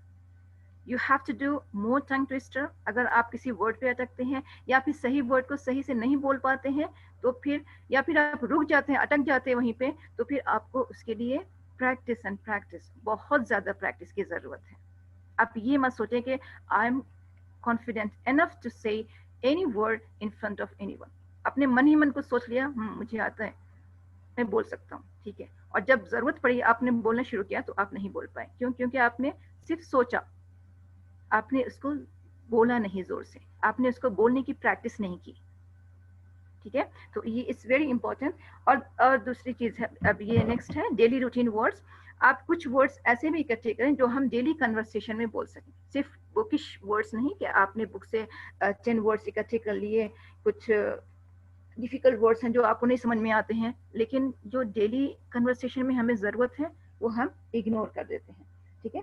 तो वो बहुत ज़रूरी चीज़ है। जैसे डेली कन्वर्सेशन में आप किसी से बात करते हैं डेली रूटीन वर्ड्स में, how are you doing, how do you feel, something like that. तो आप इसको, जैसे आप इसको फ्रेजेस भी कह लें या फिर जो वर्ड्स आप डेली यूज़ करते हैं किसी से पूछने में, तो वो भी बहुत ज़रूरी है। I didn't collect the words right now, लेकिन अगर if you want I can provide to you. Character describing words. अब कोई आपसे पूछ रहा है किसी के बारे में या अपने ही बारे में, तो आपके पास स्ट्रेंथ भी है, वीकनेस भी है, कुछ अच्छी बातें भी हैं, कुछ नेगेटिव पॉइंट्स भी हैं, ठीक है, कुछ पॉजिटिव पॉइंट्स हैं और कुछ नेगेटिव पॉइंट्स हैं। अब आप हर पॉइंट को, हर क्वालिटी को आप एक वर्ड देंगे, राइट? एक वर्ड देना है। इंग्लिश में अगर आप बोल रहे हैं तो आप उसको डिस्क्राइब करने के लिए एक वर्ड ढूंढेंगे, right? He is, I am intelligent, I am hard working, या फिर I am, you can say that innocent, और जो अभी कुछ वर्ड्स में जहन में नहीं आ रहे हैं, लेकिन बहुत सारे वर्ड्स हैं जो आपको डिस्क्राइब करते हैं, चाहे वो पॉजिटिव हो चाहे वो नेगेटिव हो। ओके, सो अब okay, but I can find right now. अब कुछ और वर्ड्स हैं। ओके, ये I mean to say that is यहाँ पे मैंने इसलिए ये सब इकट्ठे किए हैं कि हम इसको एक दो वर्ड्स नहीं है, इसमें बहुत सारे वर्ड्स हैं। अगर आप चाहें तो मैं प्रोवाइड कर सकती हूँ फ्यू वर्ड्स ओनली प्रैक्टिस। और कुछ वर्ड्स ऐसे हैं जो जॉब से रिलेटेड हैं, कुछ हैं जो कैरेक्टर से रिलेटेड है, मतलब how to describe my own points, यानी पॉजिटिव पॉइंट और negative point, my own character. और जो हम डेली यूज में बात करते हैं किसी से, किसी की खैरियत पूछते हैं, किसी के बारे में पूछते हैं, तो उसको फिर हम कैसे बोलें, कैसे बोलेंगे तुम क्या कर रहे हो, I was doing this work, मैं ये कर रही थी, या फिर मैं वो कर रहा था, मैं वहाँ बिजी था। तो इसको बोलने के लिए हमें भी इसके लिए भी वर्ड्स की जरूरत है, ठीक है। अगर आप बहुत सारे ऐसे वेबसाइट्स हैं या फिर कुछ बुक्स हैं, या you can say videos, okay, videos आप यूज कर रहे हैं, तो इस वीडियोस में बहुत सारे फ्रेजेस बताते हैं, व्हाट्स योर नेम, यानी कन्वर्सेशन। तो आप उसको मेमोराइज करेंगे, उसी पैटर्न में बोलेंगे, तो इट लुक्स लाइक रोबोटिक लगता है कि हाँ, मतलब इसने कुछ रटा हुआ है, कुछ अंदर से फीलिंग नहीं आती है। So just learn the word and how to use it, simply practise that. So words and words and words, हमें वर्ड्स चाहिए, लेकिन वर्ड्स तो बहुत सारे हैं, लेकिन इसको कैटेगराइज करेंगे अगर कि सपोज कि इस वर्ड्स को हम डेली यूज में यूज करना है, इस वर्ड्स को हम यूज इन वर्ड्स को हम यूज करते हैं जब हम खुद को डिस्क्राइब करते हैं नेगेटिव में या पॉजिटिव में, तो हम उसको अलग कर लें। तो आप कैटेगराइज करेंगे अगर वर्ड्स को, तो it will be easy for you to use when you are practising. Okay, आप उसको अलग अलग लिस्ट तैयार करें कि इस वर्ड को हमें किस कैटेगरी में डालना है, कैरेक्टर्स की, कैरेक्टर डिस्क्रिप्शन की, या फिर डेली कन्वर्सेशन में। जॉब रिलेटेड में कि हमारा जो प्रोफेशन है, प्रोफेशन रिलेटेड और job related, you can say the same in the same way. Just like हमारी टीचिंग प्रोफेशन है, तो टीचिंग में हमें किस किस वर्ड्स की जरूरत पड़ती है। हमारा मेडिकल प्रोफेशन है, तो मेडिकल में कौन कौन से टर्म्स हमें जो ज्यादा यूज करते हैं, जो हम लोगों से, पेशेंट से या डॉक्टर से हमारा इंटरेक्शन होता है, तो कौन से वर्ड्स हम ज्यादा यूज करते हैं, उसकी एक अलग कैटेगरी में डालिए, ताकि हमें पता चले कि जब हम उस बात पे डिस्कस कर रहे हैं या वो बात हम यूज कर रहे हैं, तो हम उस वर्ड को सही तरीके से यूज करें। Okay, increase phrases learning, phrases, question phrases, answer phrases, phrasal verbs we have discussed before, और आप उसको और बढ़ाते रहें जैसे जैसे आप सुनते हैं और जैसे जैसे आप पढ़ते हैं। पढ़ने में भी जब आप एक पैराग्राफ पढ़ते हैं या कोई डायलॉग्स पढ़ते हैं, तो उस डायलॉग्स में बहुत सारे वर्ड्स ऐसे होते हैं जो फ्रेजल होते हैं, group of words you can say, कि किस वर्ड के साथ टू, विद, कुछ ऐसे भी होते हैं जो एक रूल्स बन जाते हैं कि उसके साथ टू ही आना है और विद ही आना है और फॉर आना है। तो इस तरीके से आप फ्रेजेस में भी याद कर सकते हैं। Instead of memorising one specific word, you can learn the phrases. आप जैसे सपोज कि किसी से क्वेश्चन पूछना है, how is it going, what's the matter, what is the matter is one phrase. आप इसको what and matter, what is, आप इसको अलग अलग सेंटेंस कंस्ट्रक्ट करेंगे तो इट विल टेक टाइम, और फिर आप कंफ्यूज भी होंगे, इज है कि आर है, क्या है।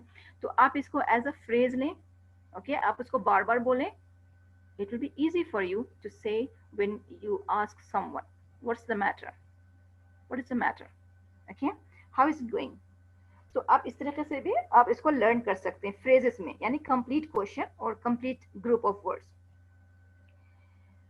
Okay, and so in this way you can learn some phrases. Okay, it's like if you give the answer or response to some questions, say I hope so, okay, or that sounds great, and then you can continue more. जो कह रहे हो सही कह रहे हो, really good, you're right, okay, I agree with you। फिर उसके बाद आप कंटिन्यू करो जो भी आप कहना चाह रहे हैं। तो इस तरीके से आप फ्रेजेस में भी आप लर्न करें। और अगर कोई फ्रेज आपको लगता है कि ये इट्स वेरी इंपॉर्टेंट और it's it's used so many times, आप उसको नोट कर लें अलग कैटेगरी में। Okay? So आप इस तरीके से आप डिवाइड कर सकते हैं categories when so you can use those words later when you need that. So हम यहाँ पे सिर्फ प्रैक्टिस करेंगे आज, सिर्फ प्रैक्टिस, क्योंकि हम ऑलरेडी इतना कुछ कवर कर चुके हैं कि जो बेसिक ग्रामर है उसको कहाँ पे यूज करना है, और mostly we have to ignore grammar. You can say, still I say that ignore focusing on grammar, or ignore grammar, or please avoid worrying about the grammatical rules. So यहाँ पे एक मैंने एक ये पिक्चर ली है, how to say the sound. अब यहाँ पे समझ में नहीं आएगा क्योंकि हो सकता है you can watch videos. आप इसके लिए उसके videos यूज करें YouTube पे, how to say the sound, all the vowels और consonants. Okay, vowels के लिए हमें 5 vowels we have, but sound, if you talk about sound, it's not only 5, right? We have more. So here we are talking about the sound, all the sounds. Don't say about consonants or vowels. It's all about sounds. Okay. So say in the same way. See here, this shows all these 3 sounds in the same way. A, E, I. आपका जो mouth का वो है ना, आप इसको practice करें अभी भी. Okay. The same way. A, आप don't twist कि आपको A को अलग तरीके से बोलना है, E को अलग और I को अलग. You are not saying A, E, I. A, E, E. This is E, not I. Okay? U sound है U. U, O, round. O. अब यहाँ पे ही consonants हैं. C, S, D, J, K, N, S, S, Z. Okay? Or you can say V or Y, Z. Sound. So in the same twist or in the same position, you said all these words. S, D. हमारे यहाँ बहुत ही hard sound, I told you before, कि D and T. So please make it softer with your lips little bit together. आपके जो है ना दांत और lips जो है थोड़ा सा close होने चाहिए, और tongue के tips को आप ऊपर टच ना करें. जो completely tip है ना, आपका जो ज़बान का जो tip है वो बिल्कुल completely टच ना करें, थोड़ा सा अंदर से ऊपर टच करें. D and T, D and T. Okay? तो थोड़ा सा lips को आप closer रखें. F, V, and La. This is La. This is the tongue of your tips that is touching. I mean, the top of your teeth. Okay, inside of your teeth. La, B, M, P, and R. So in this way, please say all these sounds. Please practice. It's very important because when you say the word ta, da, because हमारे English alphabets में I think 44 Hindi alphabets में 44 letters हैं, right? 44 और बहुत सारे हैं, ड, ठ, ड, पता नहीं बहुत सारे हैं जो हमारी जो इंग्लिश से completely different हैं उस साउंड्स को, और अगर हमें उसकी आदत है तो ऑब्वियसली वो इन्फ्लुएंस करेगा हमें दूसरी लैंग्वेज सीखने में. तो इसके लिए आपको अगर कोई और लैंग्वेज सीखनी है तो उसको उसी साउंड में आपको बोलना है. So please you need more and more practice. Still I से कि आपको प्रैक्टिस की जरूरत है, ना कि आपको किसी स्पेसिफिक इलाज की कि आप कहते हैं कि हम बोल नहीं पाते या हमारे अंदर कॉन्फिडेंस नहीं आता.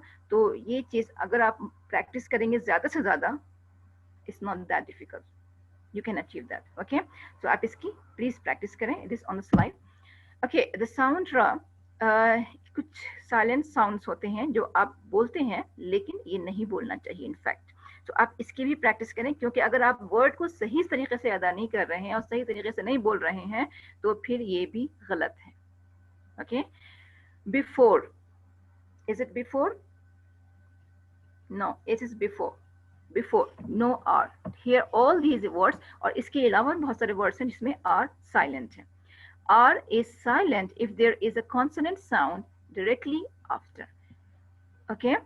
और R is silent if there is no sound directly after. उसके आगे कोई sound नहीं है. R is the end of the word, then you don't have to say that. Just like before. R is the last sound, so before, no, it is before. 30, no R. 30, 30, okay, 30, 30, car, bird, interview, no R, interview. Say that Interview. No interview, please. Interview. Where? No where. Where are you? No. Where are you? Where are you? Are भी नहीं है और नहीं where है. Please practice it so that you don't repeat this mistake again and again. Okay? Water. Water. R है? No. Water. Water. Okay, soft बोलेंगे. American English है तो American English they say the sound for ta, so they say water. But you can say water without stressing on R. Okay, and R is pronounced when it is, if there is a vowel sound directly after. अगर उसके आगे कोई vowel sound है और कोई और sound है तो आप इसको pronounce करेंगे. Right?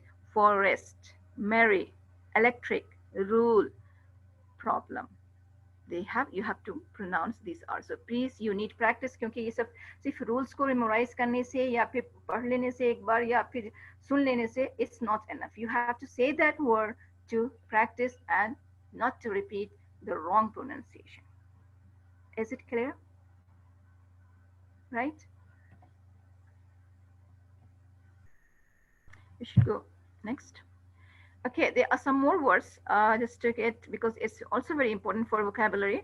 We need to increase our vocabulary to use them as much as we can in our daily conversation, because we need to practice. And when we practice speaking, we need words to say or to express our feelings or to describe things, right? So आपको जब बोलना है, बोलने की practice करनी है तो आपको वर्ड्स की जरूरत है, और वर्ड्स आप सही से बोलेंगे तभी आप इसकी प्रैक्टिस हो पाएगी. Okay, here it is in these words. B is silent. क्यों? क्योंकि इससे पहले M आया है. Silent B usually comes after an M.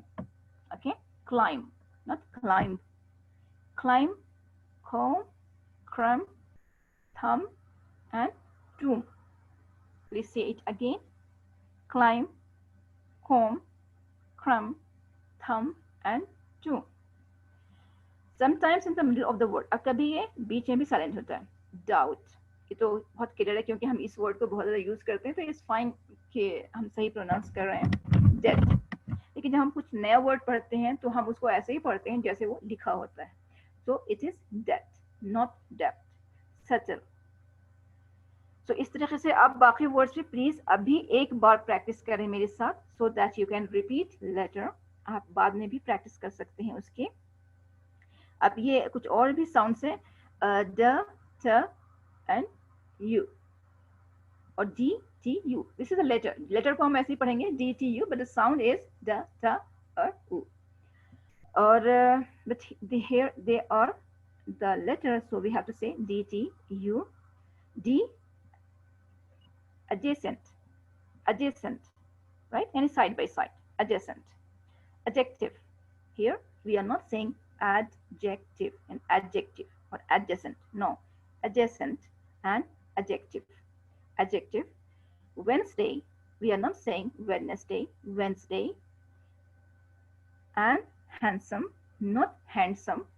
Okay, eat your D, remove your D and say handsome. Sandwich, and which भी नहीं है यहाँ पे, which. Sandwich, sandwich. Okay, instead of saying sandwich, it's too hard. Okay, so please it says softly sandwich, sandwich.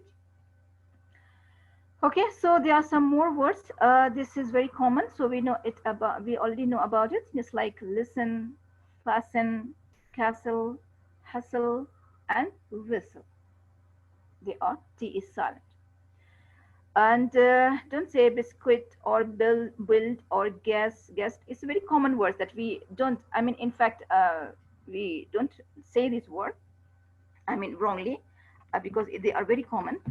So, but if still you make it or pronounce it wrongly, please do practice. Biscuit, okay, kit, build, guess, guest, only E, guest, or guess, or guide, I, guide, and I, guitar.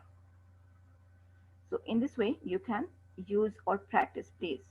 You don't have to stay here, right? Okay, you can do it, and please don't just ignore these words. It's very important when you say. There are some other letter H silent in some words. Honest is fine. Our, honor. It's very common that we don't pronounce it wrongly. I hope you too. And if it comes after C, and if it comes after C, it is ache, not H, because CH, if we say CH, it's a sound ch, right? Chair. Or we can say that H, it is ache because if it's coming before C. And mechanic, mechanic, architect, chemistry, echo, stomach, and schizophrenia, schizophrenia. So this is sound is H. Here we don't find H if we come after C. Okay, and there's some more words here. Why some speakers, they pronounce the WH as V, when, where. Okay, so please just sound like W, V, only V sound. Just ignore this H if it comes after W. Only Y, not Bhai. Because our Hindi speakers, they focus on each sound or each letter they find in English word. क्योंकि वो सुनते नहीं हैं, तो सिर्फ वो सब पढ़ लिया और उसको बोल दिया. तो हाँ नहीं है, it is just v. Please say all these words once so that you don't repeat it wrongly. Okay, why, not bhai.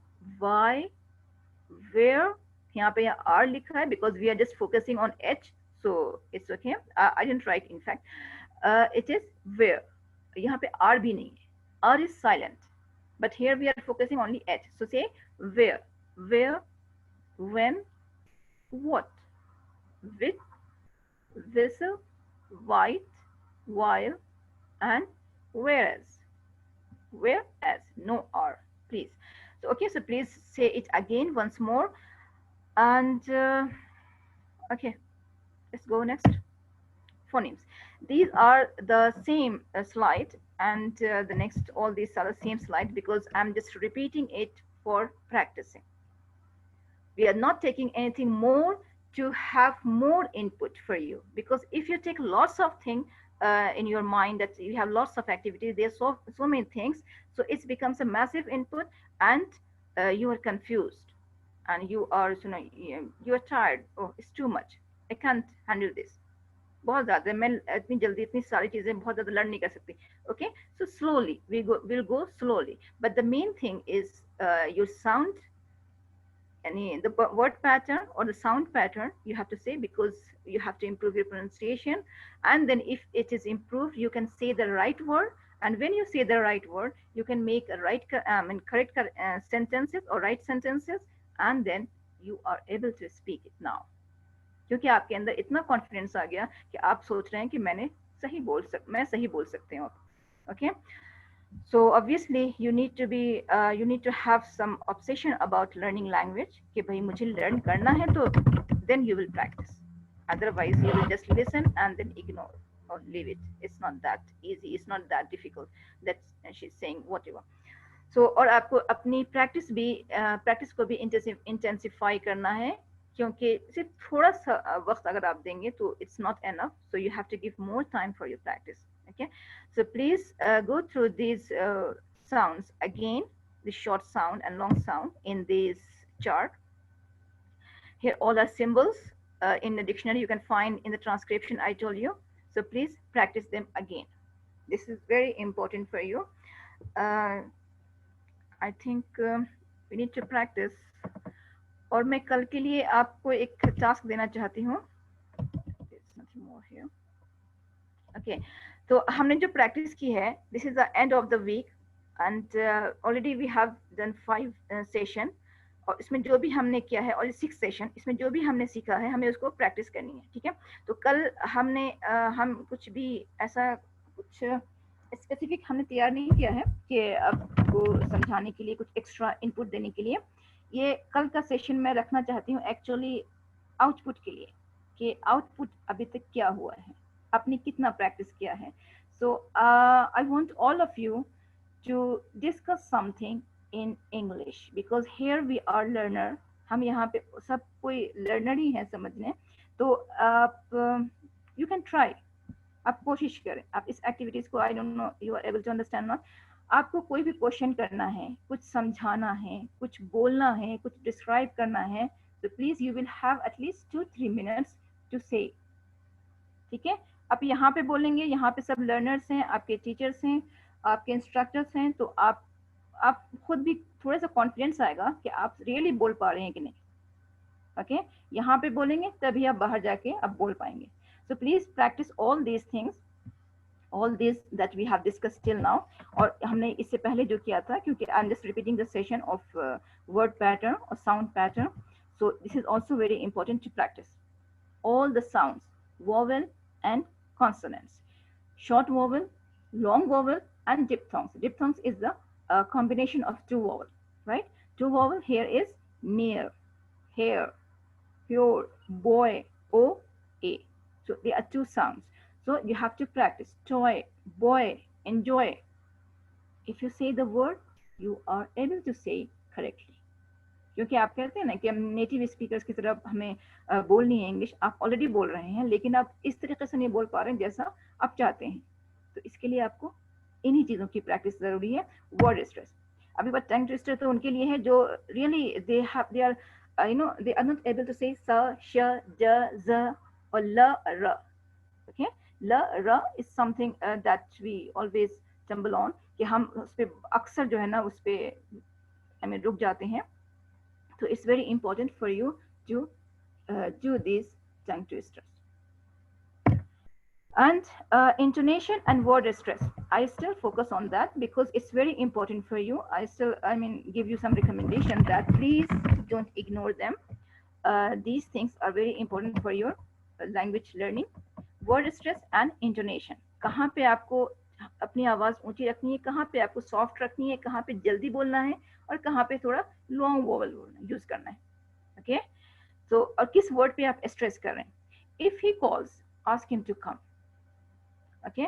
आपने ही पे प्रैक्टिस, आपने ही पे फोकस नहीं किया कि वो इफ ही कॉल्स, अगर वो कॉल करता है तो कोई और भी कर सकता है, इसका मतलब, ठीक है। और अगर आप उनमें से बात करें कि अगर वो कॉल करें तो आपका स्ट्रेस कहाँ पे होगा, आपका स्ट्रेस होगा या फोकस होगा ही पे। If he calls then ask him to come, ask him to come, but यहाँ पे कॉल पे हमने फोकस किया। If he calls, ask him to come.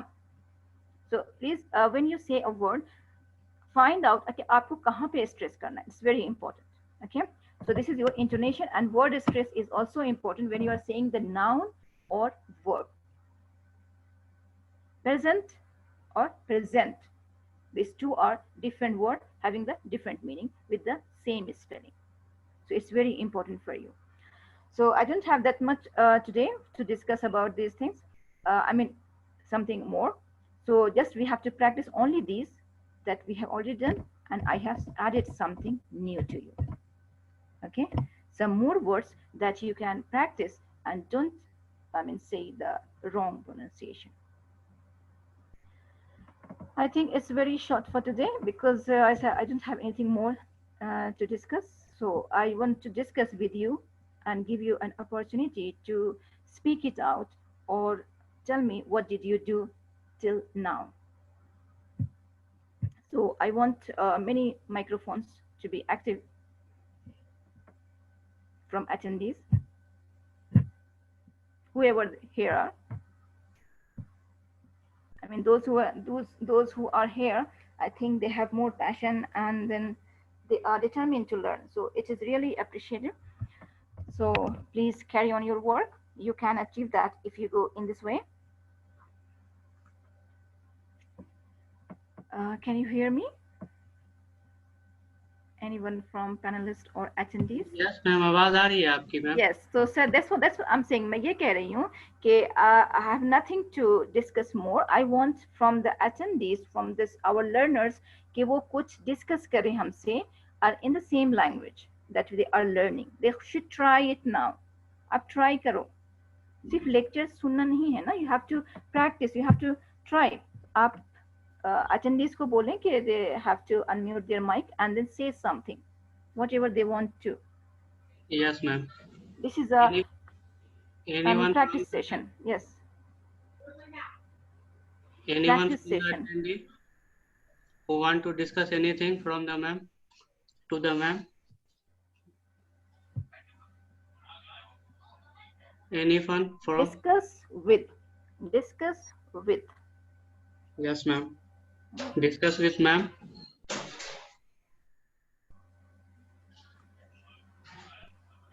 I think there's no one, they don't want to try. Actually, try it now. Here, this is your practice session, and then you can do it here. This is yours, you can say that a classroom, your own classroom. कि आप यहाँ पे practice नहीं करेंगे तो फिर कहाँ करेंगे? I think they are tired. थक चुके हैं सारे. Okay, fine. For tomorrow's session, we will have 1 hour completely for discussion, please. Because मुझे पता नहीं चल पा रहा है कि आप लोग सुनने के बाद उसको प्रैक्टिस कर रहे हैं या नहीं, या फिर थोड़ा भी at least 5%, 10% आपने इम्प्रूव किया या नहीं. This is what I want to know from you.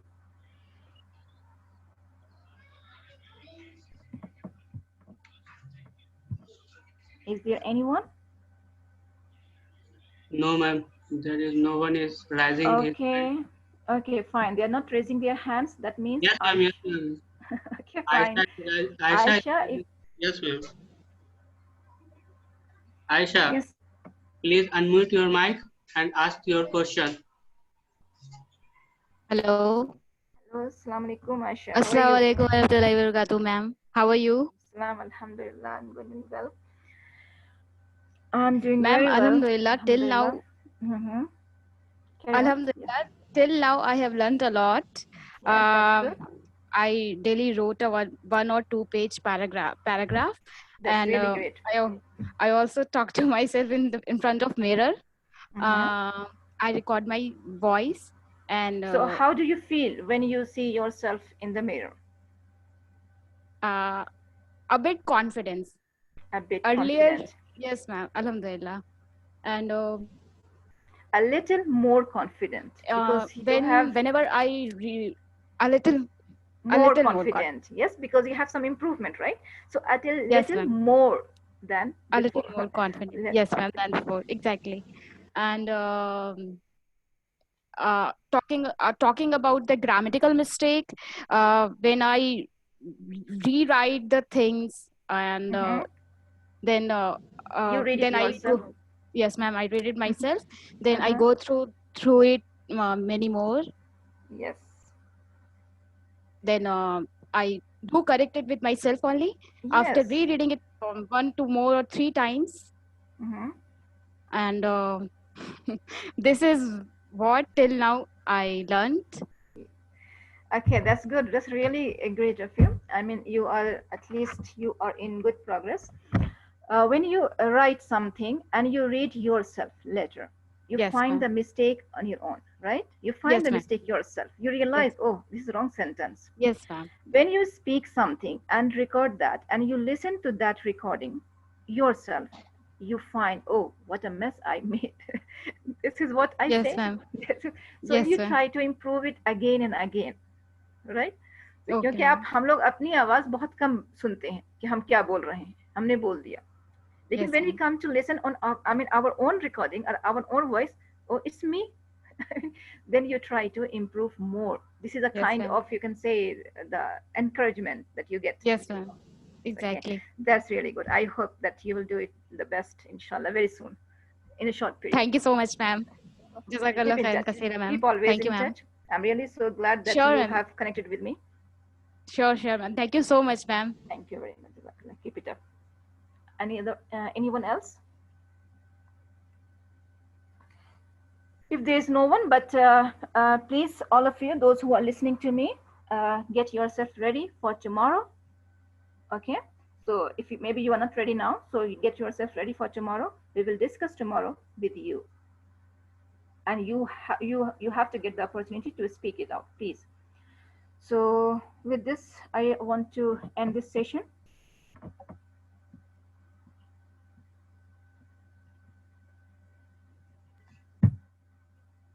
Can I? Yes, ma'am. Thank you very much for all of बहुत you, बहुत शुक्रिया all the जज़ाकल्लाह खैर। panelists and the attendees. Ji, Thank ji. you very much. Thank you, ma'am. And please forward all the suggestions or any recommendation or any point for discussion, please forward to me so that I can focus on that. Yes, Sure, ma'am. Ji. Yes, ma'am. Yeah? Sure. Inshallah. Thank you very much.